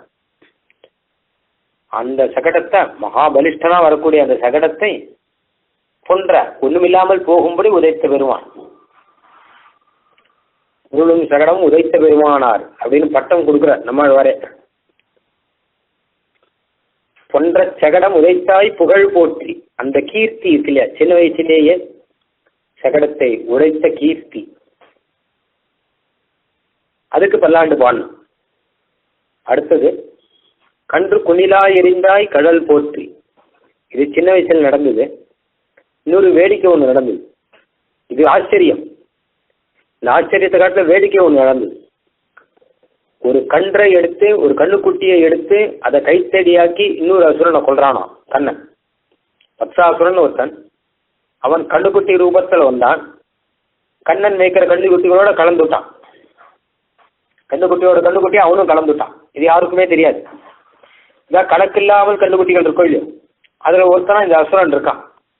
எப்போ கண்ணன் கிட்ட வருவானோ கண்ணுக்குட்டிகளெல்லாம் தடவி கொடுத்துட்டே வரக்கூடிய கண்ணன் கண்ணுக்குட்டிகளுக்கு யமுனா நதியில தீர்த்தம் சாப்பிட வைக்கணும் அப்படிங்கிறதுக்காக ஒரு கண்ணுக்குட்டியா இழுத்து பிடிச்சு அதை தோளோட தோல் அணைச்சு அதை அப்படியே யமுனா நதியில குளிப்பாட்டி இல்லை யமுனா நதியில தீர்த்தம் சாப்பிட வைப்பானா. அப்போ தங்கிட்ட கண்ணன் வரும்போது அப்படியே அவனை கடிச்சுடணும், அப்படியே அவனை கொன்னுடணும் அப்படின்னு இந்த கண்ணுக்குட்டியுடைய திட்டம். இது குழந்தைகளுக்கு யாருக்கும் தெரியாது, 2 பேருக்கு மட்டும்தான் தெரியும். ஒன்று வத்சாசுரனுக்கு தெரியும், 2வது கண்ணனுக்கு தெரியும். அதே சமயம் பார்த்து இன்னொரு அசுரன், அவன் விழாமரத்துல விழாங்கனியா இருக்கானான், பழமா நிற்கிறான் மரத்துல. அவனுடைய திட்டம் என்ன கேட்டானா, கண்ணன் இப்படியே இந்த மரத்தின் கீழே வரும்போது அவன் மேலே பொத்துன்னு வேணும், அவன் தலையில பொத்துரு வந்து அந்த மண்டையை பணால ஆக்கிடணும் அப்படிங்கிறது அவனுடைய திட்டம். கண்ணன் கீழே வருவானா அப்படிங்கட்டா, இந்த பழத்தை பார்த்தா வருவானா யாரா இருந்தாலும். அந்த பழம் அவ்வளோ நல்லா இருக்கு, இங்கிருந்து பார்க்கச்சே பளபளன்னு இருக்கு, ரொம்ப பெருசா இருக்கு. இந்த பழத்தை பார்த்தா எல்லாரும் ஆசைப்படுவாங்கிற மாதிரி அப்படி ஒரு பழம் இருக்கு, சொர்ணமயமா இருக்க மாதிரி இருக்கான். அதனால அந்த மரம் இருக்கிற இடத்துல அந்த பழத்தின் கீழே வந்து ஆடு எட்டி பார்த்து மேலே ஒசரை பார்த்து அந்த பழம் கிடைக்குமான்னு பார்ப்பா எல்லாரும். அதே மாதிரி கண்ணனும் வந்து பார்க்கணும், பார்க்கும்போது அவன் மண்டையில் போய் விழணும் அப்படிங்கிறது இவனுடைய திட்டம். இப்படி 2 அசுரர்கள் திட்டம் பண்ணியிருக்கார். கண்ணன் பார்த்தான், நிச்சயம் ஒரு நாள் ஒருத்தராக தான் வர வழக்கம். இன்னைக்கு என்ன 2 பேர் வந்திருக்காரு, என்ன பண்ணலாம் அப்படின்னு பார்த்துட்டு இருக்கும்போது இந்த பசங்கள்லாம் என்ன பண்ணிச்சு, கண்ணா கண்ணா எனக்கு அந்த பழம் வேணும் அப்படின்ட்டு. என்ன பழம்டானா, அது அந்த மரத்தில் இருக்க விளாம்பழம், அது எனக்கு வேணும். அதெல்லாம் ஒன்றும் வேண்டாம், இல்லை எங்களுக்கு அதுதான் வேணும். கண்ணன் வேண்டாங்கிறானா, கண்ணன் வேண்டான்னு தான் சொல்லுவான். ஆனால் வேணும்னா நமக்கு கட்டாயம் கொடுப்பான் கண்ணன். நமக்கு எதையும் வேண்டான்னு சொல்கிற மாதிரி சொல்லுவானே தவிர, எல்லாம் நம்ம போய் நிற்கலாம் வாங்குறா, கண்ணன் நமக்கு கட்டாயம் கொடுப்பான். எல்லாரும் வாங்க, அது போல வாங்கும் அப்படின்னு கூட்டுன்னு போகிறது. கண்ணன் பார்த்தா ஆபத்து வந்துருத்து, இதுங்க தலையில் விழுந்து வச்சான்னா என்ன பண்ணுறது அப்படின்னா, எல்லாரும் தள்ளி நின்று போண்டான். உங்களுக்கு பழம் தானே வேணும், நான் இங்கிருந்தே பழம் தரேன், இங்கிருந்து அடிக்கிற கரெக்டாக பழம் கீழே வந்துடும்னா. எதாவது அடிக்க போகிறான் பார்த்தா இந்த கண்ணுக்குட்டியை பிடிச்சான். இந்த கண்ணுக்குட்டியை பிடிச்சி சுத்தோ சுத்து, இந்த வத்சாசுரன் இருக்கிற கண்ணுக்குட்டியை பிடிச்சி சுத்துன்னு சுற்றி அந்த விளாங்கனி மேலே அங்கே போய் அடிக்கிச்ச. இந்த வத்சாசுரனும் கீழே விழுந்தான், அவன் மண்டை மேலே அந்த விளாங்கனியும் விழுந்தது. ரெண்டும் விழுந்து ரெண்டும் போயிடுச்சு. இப்போ கண்டு குணிலா இருந்தாய் கடல் போட்டு, ஒரு கண்ணுக்குட்டியை போய் குணிலாக அப்படின்னா ஒரு கைத்தடியாக வச்சுண்டு அதை எரிந்தான் அப்படின்னு ஒரு வேடிக்கை. 1000 குல பெண்களானபடினால ஒன்று ஒன்றா சொல்லிட்டு வரும்போது வேடிக்கை சொல்லுவான். ஆற்றுலேயே ஒன்று ஒன்றா பேசிட்டு இருக்கும்போது அன்னைக்கு அப்படி நடந்தது எல்லாத்தையும் பேசிட்டு இருப்போம். அந்த மாதிரி தொடராக போயிட்டே இருக்கு. கன்று குணிலா இருந்தானே அவன். அப்போ அதுக்கு ஒரு பல்லாண்டு. இந்த பசங்களுக்கும் ரொம்ப ஆச்சரியம். நேரம் போய் சொல்லும், நித்தியம் போய் யசோதை மாட்டை போய் கதை சொல்லும். மாமி இன்னைக்கு என்ன நடந்தது தெரியுமா, இன்னைக்கு என்ன அசுரன் வந்தான் தெரியுமா அப்படின்னு ஒன்று ஒன்றா கதை சொல்லிட்டு இருக்கோம். அன்னைக்கு சாயங்காலம் மாமி இன்னைக்கு என்ன நடந்தது தெரியுமா அப்படின்னா, இந்த விளாங்கனியை எரிந்தானே பார்க்கலாம் கண்ணன். ஒரு கண்ணுக்குட்டியை தூக்கி போட்டு, கண்ணுக்குட்டி ஏண்டா தூக்கி போட்டானா, மாமி அதுவும் ஒரு அசுரன் மாமி, விளாங்கனினா அதுவும் ஒரு அசுரன் மாமின்னா. யசோதைக்கே ஒன்றும் புரியல, இது என்னடா இது, உழைக்கிறதெல்லாம் ஆபத்து இருக்கே. சென்று பிடித்து சிறு கைகளாலே விளாங்காய் எரிந்தாய் போலும், என்றும் என் பிள்ளைக்கு தீமையில் செய்வார்கள் அங்கனவே அவர்களேங்கிறார். அது சின்ன கையினாலேயே அடிச்ச, ஐயோ கண்ணா கையாலேயே அடிச்சாங்க. சின்ன கையினால போட்டு கண்ணுக்குட்டியை சுத்தோன்னு சுற்றி விளாங்கனி கீழே விழற மாதிரி தூக்கி அடிக்கணும்னா இந்த சிறு கைகளால் இப்படியா பண்ண அப்படிங்கிறா. அதே சமயம் இன்னொன்று சொல்கிறா, என்றும் என் பிள்ளைக்கு கெடுதல் செய்யணும்னு நினச்சா அவன் அப்படிதான் ஆவான், யாராக இருந்தாலும் நன்னா வேணும் அவளுக்கு அப்படிங்கிறா. ஒரு மாத்திரு பாவத்தில் அம்மாங்கிறதுனால என் பிள்ளைக்கு கெடுதல் செஞ்சா அப்படிதான் ஆவாங்கிறா. என்றும் என் பிள்ளைக்கு தீமைகள் செய்வார்கள் அங்கனமே அவர்களே அப்படிங்க. அப்ப சிறு கைகளாலே அப்படின்னு கையினால எரிஞ்ச வைபவத்தை இன்னைக்கு யசோதை சொன்னாங்க. ஆனா இவர்கள் என்ன பண்றாங்கன்னா, கன்று குணிலா இருந்தால் கடல் போற்றி அப்படியே இப்பவும் திருவடிக்கு தான் பல்லாண்டு. ராமாவதாரத்திலையும் திருவடிக்கு பல்லாண்டு, இப்பவும் திருவடிக்கு தான் பல்லாண்டு. திருவடினால என்ன பண்ணார் அப்படின்னா, அப்படி எரியும் போது திருவடியை கொஞ்சம் மடக்கிட்டு எரியறானா. வேகமாக தூரத்துக்கு அடிக்கணும் இல்லையா, தூரத்துக்கு அடிக்கணும்னா அதுக்கேற்ற மாதிரி அடியெல்லாம் வச்சுக்கணும். இப்போ காலடியெல்லாம் அப்போதான் ரொம்ப தூரத்துக்கு போகும். கண்ணன் என்ன பண்ணுறா, அவ்வளோ தூரத்துக்கு அடிக்கணுங்கிறதுக்காக தன்னுடைய திருவடிகளை கொஞ்சமாக மடக்கி வச்சுட்டு தான் அப்படி பண்ணுறான். அதனால் அந்த அழகு, அந்த திருவடி அழகையே பாடிட்டு வரவாள், மனசில் திருவடியே இருக்கிறபடினால அதையே பாடிட்டு இருக்கான். அப்போ அந்த திருவடி கொஞ்சம் மடங்கி அழகாக இருக்கான். கன்று குணிலா எறிந்தாய் கடல் போற்றி, குன்று குடையா எடுத்தாய் குணம் போற்றி. அடுத்த வைபவம் என்ன கேட்டா, ஒவ்வொரு வைபவம் சொல்லி வரும்போது அடுத்தடுத்த விஷயம் வருது. ஒரு குன்றை போய் குடையாக எடுத்து அன்னைக்கு 1000 குலத்துல எல்லாரையும் காப்பாற்றிருக்கார். இது ஒன்னொன்னுலையும் இன்றியாம் வந்தோம் சேர்த்துக்கணும். அன்றி உலகமணந்தாய் அடி போற்றி இன்றியாம் வந்தோம் இறங்கு, சென்றங்கு தென்னிறங்கி செற்றாய் திரள் போற்றி இன்றியாம் வந்தோம் இறங்கு, ஒன்ற சகடம் உதைத்தாய் புகழ் போற்றி இன்றியாம் வந்தோம் இறங்கு. எல்லாத்துலையும் என்ன கேட்டா, அன்னைக்கு இல்லை இன்னைக்கு வந்திருக்கோம். 1000 குலப்பெண்கள்லாம் அன்னைக்கு இருந்திருக்கார், ஆனா ஆண்டாள் இன்னைக்கு வந்திருக்கோங்கிறத சொல்றார் அப்படின்னு வச்சுக்கலாம். இல்ல ராமாவதாரம் அன்னைக்கு நடந்தது, இன்னைக்கு நாங்க வந்திருக்கோம் அப்படின்னு 1000 குலப்பெண்களே சொல்றதா வச்சுக்கலாம். அப்போ குன்று குடையா எடுத்தாய் குணம் போற்றி இன்றியாம் வந்தோம் இறங்கு. அன்னைக்கு குன்று குடையா எடுத்தாய் 1000 குலப்பெண்கள் சொல்றதா இருந்தா இன்றுன்னு வச்சுக்க வேண்டாம். ஆனா ஆண்டாள் சொல்றதா இருந்தா அப்படி வச்சுக்கணும்.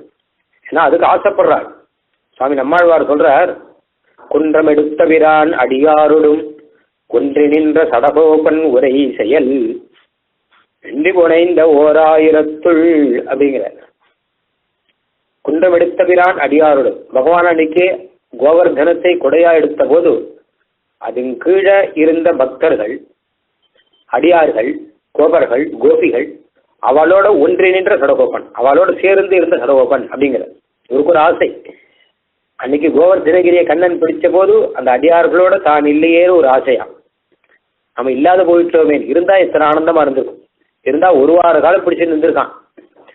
1 வார காலம் இவாளுக்கு வேற காரியமே கிடையாது, கண்ணனையே பார்த்துட்டு இருக்கணும், அவ்வளவுதான். வெளியில போக முடியாது, ஒரே மழை, அந்த இடத்த விட்டு வெளியில போக முடியாது, நல்ல மழை கொட்டின்னு இருக்கு. அங்கேயே தான் நின்றுட்டு இருக்கணும். என்ன காரியம் அப்படின்னா, அங்கேயே நின்று கண்ணனையே பார்த்துட்டு இருக்கணும். கண்ணன் எத்தனை அழகா மலையை பிடிச்சிட்டு இருக்கான் அப்படின்னு அந்த ஆச்சரியத்தையே பார்த்துட்டு இருக்கணும். நாவலம் பெரிய தீவினில் வாழும் நங்கமீர் ஈதோர் அற்புதம் கேளி அப்படின்னு எத்தனை அழகான திருக்கைகள், எத்தனை அழகான திருவடிகள். அப்படியே கண்ணன் ஒரு கையினால மலையை பிடிச்சுட்டே இருக்கும்போது பசங்கள்லாம் போய் சொல்லுவான், கண்ணா கண்ணா கொஞ்சம் வேணுகானம் பண்ண கேட்டு ஆளாச்சேன்னா அப்படியே ஒரு கையினால வேணுகானம் பண்ணிட்டு காணும் கண்ணன் அப்படின்னு ஒரு திவ்ய ரூபம் இருக்கு. அப்போ அந்த மாதிரி ரீதியில குன்று குடையா எடுத்தாய் குணம் போற்றி. அப்போ அந்த குழந்தைகளோட உட்காந்து கண்ணனையே பார்த்துட்டு இருக்கலாம், வேற காரியமே கிடையாது. தரிசன சப்தாகம் பாகவதம் ஒருத்தர் சொன்னார், எல்லாரும் கேட்கிறாள் அப்படின்னா அது சிரவண சப்தாகம். 7 நாள் கேட்கறது தவிர வேற காரியம் கிடையாது.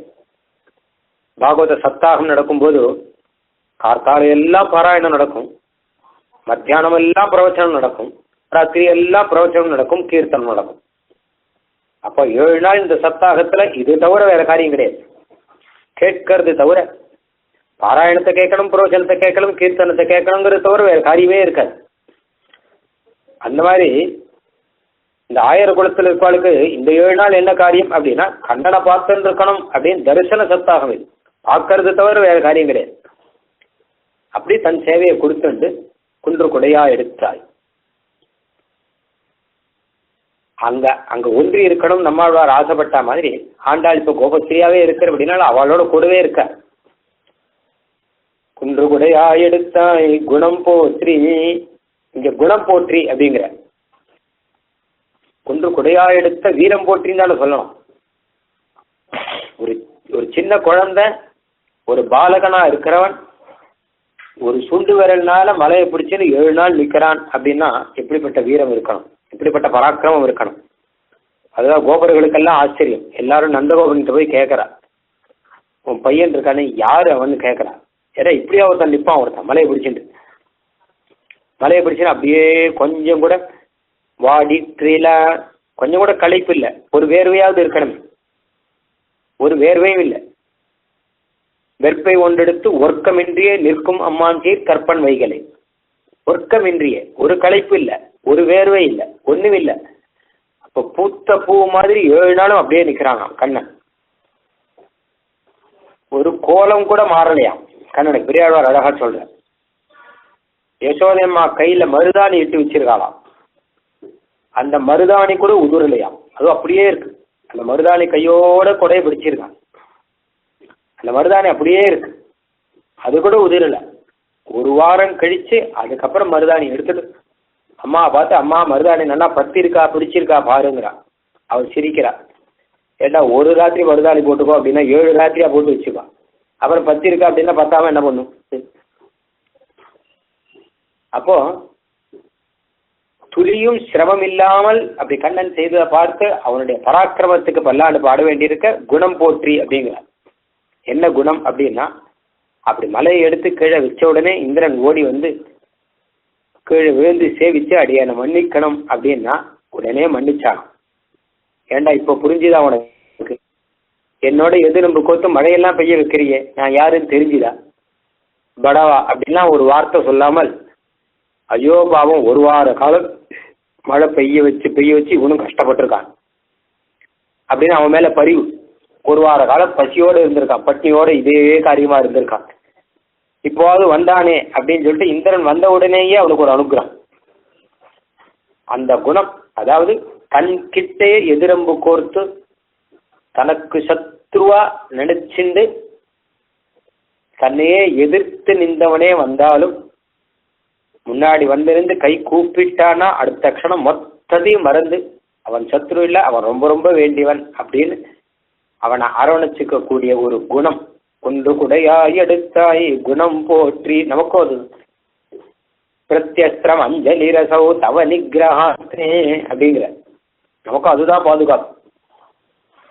நாமளும் பகவானை எதிர்த்துண்டு என்னென்னமோ பாபகாரியங்கள் அபச்சாரங்கள் செய்யும் போது பகவானும் உன்னை விட்டேனா பார் அப்படின்னு சொல்லிட்டு நிகிரகம் பண்றேன், உனக்கு வேண்டிய தண்டனை எல்லாம் கொடுக்குறேன் அப்படின்னு நிகிரகாஸ்திரத்தை கையில எடுத்துக்கும் போது அப்போ அந்த நிகிரகாஸ்திரத்துக்கு நம்ம கிட்ட பதில் கிடையாது.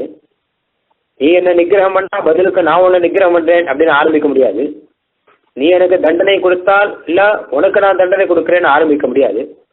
அப்ப வேற வழி இல்லாமல் என்ன பண்றதுன்னும் போது அப்பா ஒரு பெரிய ஆபத்து வந்துருத்து, பகவானே நிகிரகம் பண்ண ஆரம்பிச்சுட்டானே அப்படின்னு பயந்து போய் கையை கூப்பி ஒரு அஞ்சலி பண்ணான்னா அதுதான் அந்த நிகிரகத்துக்கு பிரத்யஸ்திரமா. இந்த அஞ்சலி பண்ணிட்டானா போதும், உடனே அவன் நிகிரகாஸ்திரத்தை கீழே போட்டுவான்,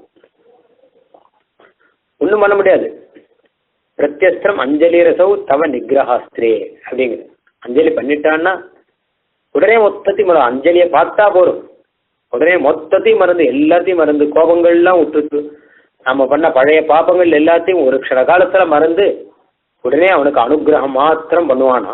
அது அது உத்தமமான ஒரு குணம். அதை தான் சொல்ற, கொண்டு குடையா எடுத்தாய் குணம் போற்றி வென்று பகை கெடுக்கும் நின் கையில் வேல் போற்றி. அடுத்து அந்த மலையை எடுத்து வச்ச உடனே கண்ணன் கையில எப்பவும் என்ன இருக்கும்னா 7 நாள் மலை இருந்தது வாஸ்தவம், பாக்கி நாள்ல என்ன இருக்கும் கேட்டா வேல் இருக்குமா. மாடு மேய்க்கிறதுக்காக கையில வேல் வச்சுட்டு இருப்பா. இவெல்லாம் அவளுக்கு ஆயுதம் இது, வேலு கம்பு இதெல்லாம் வச்சுட்டு இருப்பா. அதனால வேலை பிடித்த கண்ணன் வென்று பகை கெடுக்கும், பகைவரை கொல்றதுக்காக கையில வேல் வச்சுட்டு இருக்காங்க. அந்த வேலுக்கு ஒரு பல்லாண்டுங்கிறான். நான் அதுவே ஆச்சரியமா இருக்கு, வேலோட கண்ணன். அடியனுக்கே ஒரு ஆசை, கண்ணன் வேலோடு கூட ஆண்டாள் சேவிச்சிருக்காரு. இப்போ எங்க சேவிக்கலாம் அவனை? கையில வேலை கொடுத்துட்டா முருகன் எல்லாரும் நினைச்சுடுவா. கண்ணன்னா புல்லாங்குழல் இருக்கணுங்கிற ஆண்டாளும் வேல் பாடியிருக்கார். அப்போ அப்படி ஒரு சேவை இருக்கு.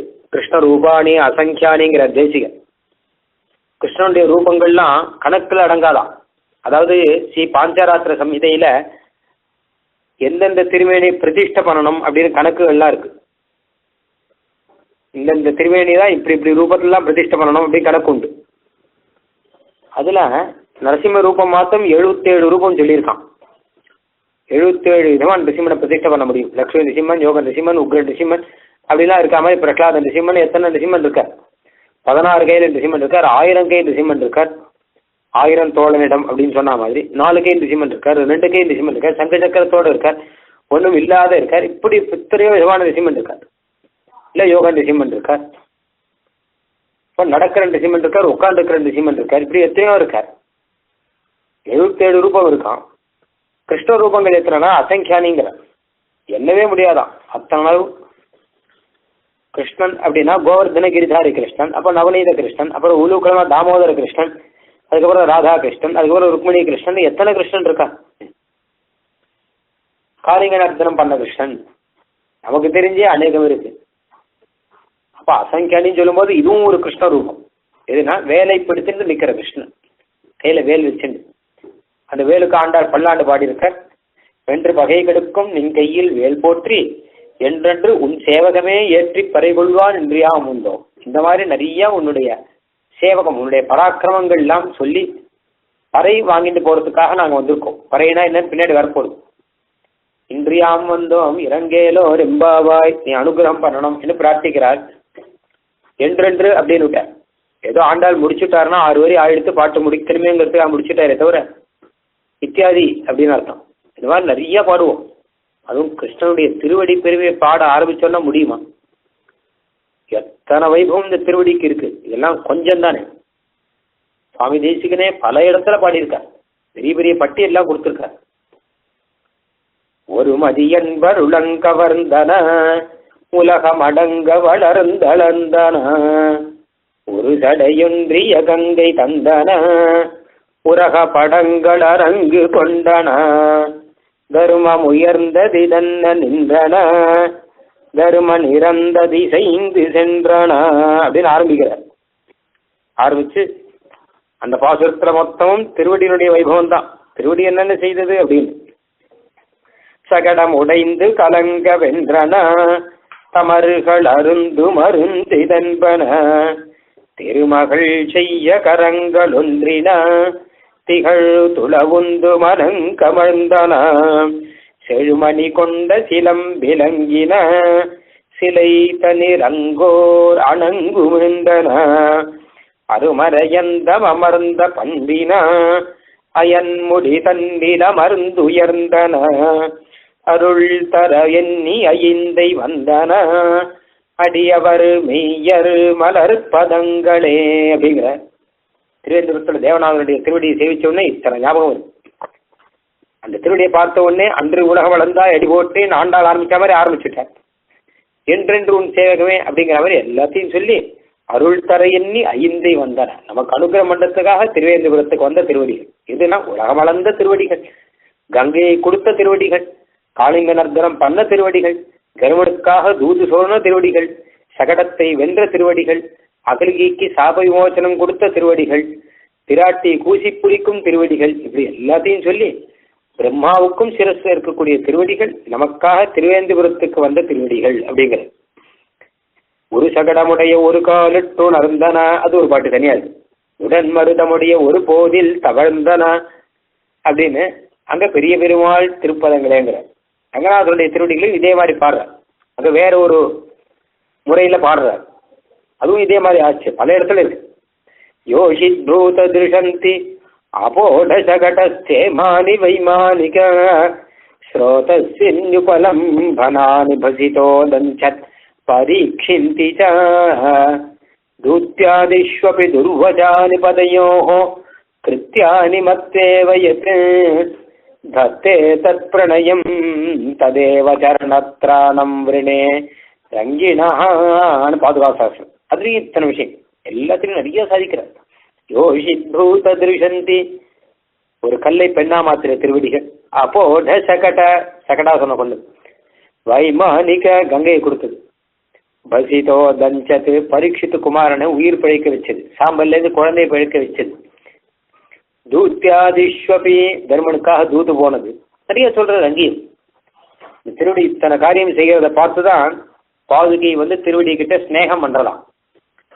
ஏன்னா பரபரபரன் ஓடி ஓடி நல்ல காரியங்கள்லாம் பண்ணான்னா ஒரு ஸ்திரியானவள் என்ன பண்ணுவார்? இவர் ரொம்ப சுறுசுறுப்பா இருக்கார், காரியத்தை சாதிக்கிறார் அண்ணா, அவர்கிட்ட ஸ்நேகம் வரும். அந்த மாதிரி பாதுகைக்கு திருவடி கிட்ட ஸ்நேகம் வரத்துக்கு காரணம் இத்தனையும். ரொம்ப ஸ்நேகத்தோடு விடாமல் திருவடியோடையே இருக்கிறதுக்கு காரணம் அதுங்கிற. அந்த மாதிரி என்றென்று இப்படியெல்லாம் அநேகம் இருக்கச்ச உன் சேவகமே உன்னுடைய இந்த பராக்கிரமங்களை எல்லாம் ஏற்றி பறை கொள்வான் இன்றியாம் வந்தோம் இறங்கேலோ ரெம்பாவாய் அப்படின்னு கண்ணனுக்கு சுப்பிரபாதம் பாடின பாட்டுகள் எல்லா மாதிரி கண்ணனுக்கு பல்லாண்டு பாடக்கூடிய அழகான பாட்டு இது. அதனால இதையும் 2 தடவை சொல்ற வழக்கம் பாராயணத்துல. இதற்கு சுவாபதேசம். போற்றி போற்றி அப்படின்னு ஆச்சாரியனுக்கு பல்லாண்டு பாடம் எப்பவுமே. போற்றி உகப்பதும் பொங்கியில் கொள்வதும் பொங்கு புகழ் சாற்றி வளர்ப்பதும் அப்படிங்கிற எப்பவும் ஆச்சாரியனை போற்றின்றே இருக்கணும்.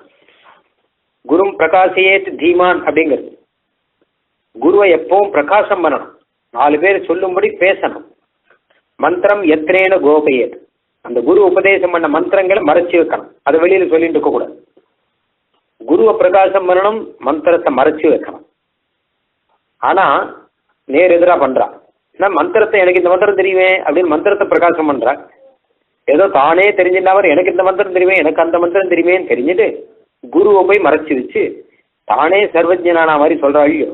அதை போல அநியாயம் கிடையாது.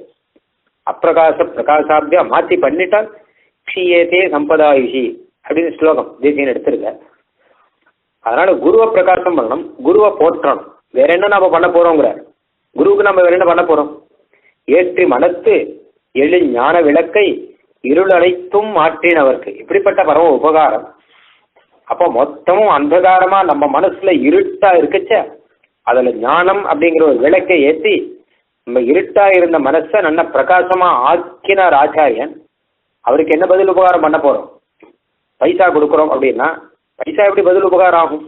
என்னதான் தட்சிணை கொடுத்தாலும் சரி, ஒருத்தர் நமக்கு பைசா கொடுக்குறன்னு வச்சுக்கோங்க, ஒருத்தர் நமக்கு கடனாக 50,000 ரூபாய் கொடுத்தார் அப்படின்னா அதை வட்டியோடு சேர்த்து 70,000 ரூபாய் கொடுத்தோன்னா அப்போ அவருக்கு பிரதி பதிலுக்கு ஆச்சு, அப்படி ஆகும். இல்லை அவர் காலத்தில் ஒரு உபகாரம் பண்ணார் அப்படின்னா நாமளும் காலத்தில் அதே மாதிரி ஒரு உபகாரத்தை பண்ணோம்னா பதில் ஆச்சு. இப்போ இதுக்கு பதில் என்ன அப்படின்னு கேட்டால், நம்மகிட்ட இருக்கிற அந்தகாரத்தை எல்லாம் போக்கி நமக்கு ஞானங்கிறத கொடுத்து நம்ம மோட்சம் வரைக்கும் கொண்டு போகிற வச்சவருக்கு பதில் உபகாரம் என்ன பண்ணணும் கேட்டால், அவர்கிட்ட இருக்கிற அந்தகாரத்தை போக்கணும். இருந்தால் தானே, அவர் தானே தீபமாக இருக்கவர். அப்போ என்னதான் பண்ண முடியும் அப்படின்னா, வேற எந்த உபகாரம் பண்ணாலும் இதுக்கு சமமாகாது. எத்தனை குரு தட்சிணை கொடுத்தாலும் சரி, எத்தனை குரு சுசுரூஷ பண்ணாலும் சரி, எத்தனை குருவுக்கு கைங்கரியம் பண்ணாலும் சரி, இல்லை எத்தனை குரு திருநட்சத்திரம் பண்ணாலும் சரி, இதுக்கு சமமாகுமா? இதுக்கு பிரத்யுபகாரம் ஆகுமா? ஆகவே ஆகாது. இப்போ என்ன பண்ணணும்னு கேட்டான்னா, போற்றி உகப்பதும் பல்லாண்டு பாடின்னு இருக்கலாம், அதுதான் நம்ம பண்ண முடியும். வேற ஒன்றும் பண்ண முடியாது. அதுவும் பிரத்யுபகாரம் இல்லை, குருவுக்கு பிரத்யுபகாரம் இல்லாது. பின்ன என்ன கேட்டால், நம்ம ஸ்வரூபம் எனக்கு அத்தனை உபகாரம் பண்ணாத அப்படின்னால அதை மறக்கக்கூடாது. இல்லாட்டா கிருத்தக்னம் ஆயிடும். செய் நன்றி மறந்தா மகா பாபம்.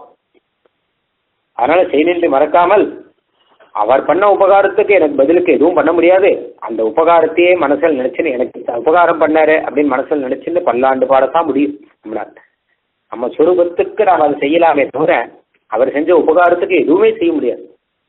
மாயனும் காணகில்லான்னார். பெருமாளை கூப்பிட்டு கேட்டால் கூட இதுக்கு ஆன்சர் கிடையாது. குருவுக்கு என்ன பிரத்யுபகாரம் அப்படின்னா எனக்கு தெரியாதுன்னு தான் சொல்லுவார். யாரு? சர்வஜன். எனக்கு தெரியாதுன்னு சொல்லுவாராம். ஏன் உமக்கே தெரியாதே அப்படின்னா, அது இருந்தால் தான் தெரிஞ்சுக்கிறதுக்கு. பிரத்யுபகாரமே கிடையாது, ஒரு பிரத்யுபகாரமும் கிடையாது. அதனால போற்றணும் ஆச்சாரியனை. அதுதான் இந்த பாட்டில் இருக்கு. அன்றி உலக வளர்ந்தாய் அடி போற்றினா, இந்த லோகத்தை எல்லாம் அளக்கிறார் தன்னுடைய கீர்த்தியினாலே ஆச்சாரியன். அவர் புகழ் எல்லா இடமும் பரவி இருக்கிறபடினால விஸ்வவியாபின்யபாதே யதி நிருபதி யசஸ் சம்பதே காருண்ணவேஸ்மின் அப்படிங்கிறார். தேவலோகம் வரைக்கும் ராமானுஜருடைய கீர்த்தி போயிருக்கான். உலகம் மொத்தத்தை அளக்கிறவன். பார்த்தான் அரு சமயங்கள் பதைப்பா இப்பாறு முழுதும் போர்த்தான் புகழ் கொண்டு அப்படிங்கிறார் நூற்றந்தாதியில. இந்த பார் முழுதும் போர்த்தான் புகழ் கொண்டுங்கிறார். அப்படி லோகத்தை எல்லாம் தன்னுடைய கீர்த்தினாலே அளந்தவர். சென்றங்கு தென்னிலங்கை செற்றாய் திரள் போற்றி அப்படிங்கிறபடினால அவர் எங்கெங்க போகணுமோ ஊர் ஊரா அங்கங்கெல்லாம் போய் அங்கங்க இருக்கிற பாபத்தை எல்லாம் ஒழிக்கிறாராம். ஆச்சாரியன் எங்க விஜயம் பண்ணாலும் அந்த இடத்துல பாபங்கள்லாம் போறது. தென்னிலங்கை அப்படின்னா யமன். யமன் இடம் பார்க்கறான். இந்த இடத்துல நான் இருக்கலாமா அப்படின்னு யமன் இடம் பார்க்கறான். ஆனா இவர் போன உடனேயே யமன் அந்த இடத்துக்கு ஓடி போறான். அதான் சென்றங்கு தென்னிலங்கை செட்டா. ஏன்னா நம்மளுக்கு இங்கே யாதொன்றும் இல்லைங்கிற. நம்மளுக்கு எங்க இன்னும் என்ன காரியம் இங்கே? யமனுக்கு என்ன காரியம்? ஏன்னா எப்போ பாகவதர்கள் இருக்கிற இடத்துல யமனுக்கு காரியமே இல்லையா? அவன் கை கூப்பிட்டு ஓடி வருவான். பொலிக பொலிக பொலிக போயிட்டு வள்ளியர் சாபம் நலியும் நரகமும் நைந்த நம்மளுக்கு இங்கு யாதொன்றும் இல்லை கலியும் கெடும் கண்டுகொள்மின் கடல் வண்ணன் பூதங்கள் மண்மேல் மலிய புகுந்து இசை பாடி ஆடி உரிஜர கொள்ளும். இப்போ பகவான் நாம கீர்த்தனம் இருக்கோ, நர்த்தனம் இருக்கோ, காலக்ஷேபம் இருக்கோ, அப்போ அந்த இடத்துல நம்மளுக்கு யாதொன்றும் இல்லை. ஏன்னா எல்லா கடல் வண்ணன் பூதங்கள். பூதங்கள்னா பக்தர்கள் அர்த்தம். கடல் வண்ணனுடைய பக்தர்கள் பாகவதர்கள் இருக்கா, அந்த இடத்துல நம்மளுக்கு ஒன்றும் கிடையாதுங்கிற. அப்படி ஏற்பாடு பண்ணவர் ஆச்சாரியன். எல்லா ஊர்லேயும் போய் ஏற்பாடு பண்றாங்க. சென்றங்கு தென்னிலங்கை செற்றாய் திரள் போற்றி ஒன்ற சகடமுதைத்தாய் புகழ் போற்றி அப்படின்னா அகங்காரத்தை கொள்றான். நம்முடைய அகங்காரத்தை பொடி பொடியாக்கி ஒண்ணுமில்லைன்னு பண்றாங்க. இந்த அகங்காரம் தான் பெருசா அசுரன் மாதிரி ஆவேசம் எடுத்துன்னு வருது. தாசபாவத்தை சொல்லி கொடுத்து அகம்பாவத்தை இல்லாத பண்றார். கண்டு குணிலாய் எறிந்தாய் கதில் போற்றி அப்படின்னா ஒரு கண்ணுக்குட்டியை எடுத்து இன்னொன்று அடிச்ச மாதிரி காமம் கோபம், காமத்தை எடுத்து கோபத்தை அடிக்கிறார். இதுவுமே ரெண்டு ரெண்டு ரெண்டு பெரிய சத்ரு நம்ம கூடயே இருக்கா. கண்ணன் மாடு வச்சிருந்த போது கூடவே கண்ணுக்குட்டி வருது, கூடவே அந்த விளாங்கனி இருக்கு. இது தெரியாம இருக்கு, மறைஞ்சிருக்கு. சத்ரு ரெண்டும் ஆனா மறைஞ்சிருக்கா மாதிரி நம்ம கூடவே ரெண்டு சத்ரு மறைஞ்சிருக்கான். பகவான் கண்ணன் பகவத்கீதையில சொல்றாரு அர்ஜுனன் கிட்ட. அர்ஜுனுக்கு ஒரு சந்தேகம் கேட்டான், ஏன் இப்படி பாபம் செய்யணும்னே தோன்றது, என்ன காரணம்னா? எல்லாருக்கும் எப்ப பார்த்தாலும் பாபத்திலேயே ஆசை இருக்கு, நல்லது செய்யணும்னு ஆசை வரமாட்டேங்கிறது, என்ன காரணம் அப்படின்னா அதுக்குதான் கண்ணன் சொல்றான், காம ஏஷா குரோத ஏஷா ரஜோகுண சமுத்பவ மகாசனா மகாபாத்மா வித்யேனம் இக வைரீனம். ரெண்டு பெரிய சத்ரு இருக்காள் அர்ஜுனா, உன்னோட கூடவே இருக்காள் அவள். ஒருத்தர் பேர் காமம்னு பெயர், இன்னொருத்தர் பேர் கோபம் அப்படின்னு பெயர். இந்த காமம் கோபம் ரெண்டு பேர் மகா சத்ருக்களா. ஒருத்தர் மகாசனகா, காமங்கிறவன் நிறைய சாப்பிடுவார், எத்தனை ஆகாரம் கொடுத்தாலும் இந்த ஆசை தீருங்கிறதே கிடையாது. இன்னும் வேணும் இன்னும் வேணும் இன்னும் வேணும் தான் தோணும். இந்த ஆசையாச்சுன்னா அடுத்த ஆசை வரும், அடுத்த ஆசையாச்சுன்னா அடுத்த ஆசை வரும், சமுத்திரம் மாதிரி இது. கோபங்கிறது எப்படி கேட்டா மகா பாப்மாவா. இந்த கோபங்கிறது மகா பாப்மா. ஏன்னா கோபம் வந்துட்டுனா என்ன வேணா செய்வான், கோபம் வந்துட்டுனா அம்மாவை அடிப்பான், கோபம் வந்துட்டுனா அப்பாவை அடிப்பான், கோபம் வந்துட்டா ஆச்சாரியனோட சண்டை போடுவான், என்ன என்ன கூடாதோ மொத்தத்தையும் செய்வான், தன் நிலை மறந்து செய்வானோ. அது பெரிய பெரிய பாபம்னா ஆயிடும். கடைசியில இவனே வெட்கப்பட்டு போவான். கோபத்துல என்னென்னவோ பண்ணிட்டு, கோபத்துல என்னென்னவோ பேசிட்டேன்னுவான். ஆனா அப்புறம் சொல்லி பிரயோஜனம் என்ன?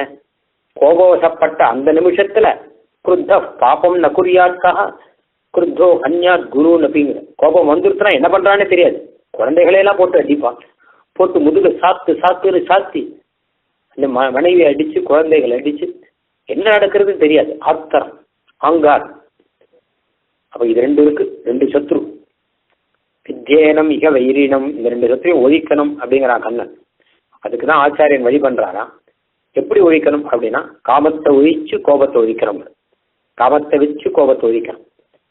எப்படின்னு கேட்டான்னா கோபத்துக்கு காரணமே ஆசைதான். ஆச்சரியமா சாதிக்கிற பகவத்கீதா பாஷ்யத்துல பகவத் ராமானு சாதிக்கிற, நாம ஒரு வஸ்து ஆசைப்படுறோம், அது நமக்கு கிடைக்கல அப்படின்னா அது யாரால கிடைக்கலன்னு பாக்குறோம், அது அவரால் கிடைக்கலன்னா அவர்கிட்ட கோபம். இப்படிதான் கோபம் வரும். ஏன் அனாவசியமா ஒருத்தர்கிட்ட கோபம் வருமானா? ஏன் அவர்கிட்ட கோபம்னா இவன் நன்னா கீர்த்தியோட இருக்கணும்னு ஆசைப்படுறான், நல்ல கீர்த்தி வேணும்னு ஆசைப்படுறான், அதை ஒருத்தர் தடுக்கிறார். இவனுடைய தோஷங்களை எடுத்து சொல்றார் வெளியில, இவனுடைய குட்டெல்லாம் வெளியில உடைக்கிறார். அதை பார்த்து அவர்கிட்ட கோபம் வருது. இவன் பணக்காரனா இருக்கணும், நிறைய பணம் சம்பாதிக்கணும்னு ஆசைப்படுறான், அதுக்கு தடங்களா ஒருத்தர் இருக்கார், அவர்கிட்ட கோபம் வருது. இவன் ஒரு பெண்ணை ஆசைப்படுறான், அதுக்கு தடங்களா ஒருத்தர் இருக்கார், அவர்கிட்ட கோபம் வருது. இப்படியான வரும். ஆனா காமம் தான் மூல காரணம், அதுல இருந்தா கோபம் வருது. இப்ப காமத்தை ஒழிச்சு அந்த காமம் மூலமா கோபத்தை ஒழிக்கலாம். அதான் கண்டு குணிலா இருந்தாய் கடல் போட்டு. காமத்தை மாத்தி பகவத் விஷயம் ஆக்கினா சரியா போதும் அப்படிங்கிறது. குன்று கொடையா எடுத்தாய் குணம் போற்றி, இதெல்லாமே விஸ்தாரமா சொல்லலாம். ஏன்னா பகவத்கீதையிலே நிறைய விஷயம் இருக்கு, கீதா பாஷ்யத்துல அநேக விஷயம் இருக்கு. குன்று கொடையா எடுத்தாய் குணம் போற்றி அப்படின்னா ஒரு கொடையை எடுத்து கொடுக்குற ஆச்சாரியன். நீங்களாம் அந்த கொடை கீழே இருக்கும். என்ன கொடை அப்படின்னா தாசத்துவம். தாசத்துவம் அப்படிங்கிற கொடையை கொடுத்தபடினால மழையைக்கிட்டே நம்மளை காப்பாத்துறான். லோகத்துல சம்சாரத்துல என்னென்னமோ மழையெல்லாம் பொழியிருக்கு, நமக்கு தேவையில்லாதது நம்மளே அடிச்சுட்டு போகும்படி நிகிரக வருஷம், பாப மழை ஒரு பக்கம், அஜ்ஞான மழை ஒரு பக்கம், இப்படி என்னென்னமோ மழையெல்லாம் பொழிய அதை காப்பாத்துறதுக்கு தாசத்துவம் அப்படிங்கிற கொடையை எடுத்து கொடுத்து அந்த கொடையை நிழல்ல வைஷ்ணவர்களை நிம்மதியா வச்சிருக்காரு ஆச்சாரியன். தாசன் நினைச்சுக்கோங்க, ஒரு பிரச்சனை இல்லை, சம்சாரத்துல எந்த பிரச்சனையும் கிடைக்காது. இப்படி என்றென்று உன் சேவகமே எட்டி பிறை கொள்வான். இப்படி ஆச்சாரியனோட வென்று பயர்களுக்கும் நின் கையில் வேல் போற்றி அப்படிங்கிறது ஆச்சாரியனுடைய கையில இருக்கக்கூடிய ஆயுதம். அப்படின்னா ஞானம் சொல்லலாம், வேல் போல கூர்மையான ஞானம் அப்படின்னு சொல்லலாம். அப்படி இல்லாட்டம்னா சங்க சக்கர ஆயுதங்கள், அதனால தீட்சை கொடுக்கறன்னு சொல்லலாம். என்றென்று இப்படி ஆச்சாரியனுடைய பெருமையே ஏற்றி பறை கொள்வான் என்று யாம் வந்தோம் இறங்கு அப்படின்னு ஆச்சாரியனுக்கு பல்லாண்டு பாடணும் அப்படிங்கிறது உள்ளர்த்தம். இப்படி கிருஷ்ணனுக்கு பல்லாண்டு பாடுற ஆச்சரியமான பாட்டு. ஸ்ரீமத்தே கோதாயை நமஹ. சதமகமலீலா சாரு கல்ஹாரஹஸ்தாம் स्तनभर नमितांगी सान्द्र वात्सल्य सिंधु अलकविनिहिताभिसृग्भिराकृष्टनाथा विलसति हृदि गोदा विष्णुचित्तात्मजानः कवितार्किक सिंहाय कल्याण गुणशालिने ஸ்ரீமதே வெங்கடேசாய வேதாந்த குரவே நமஹ.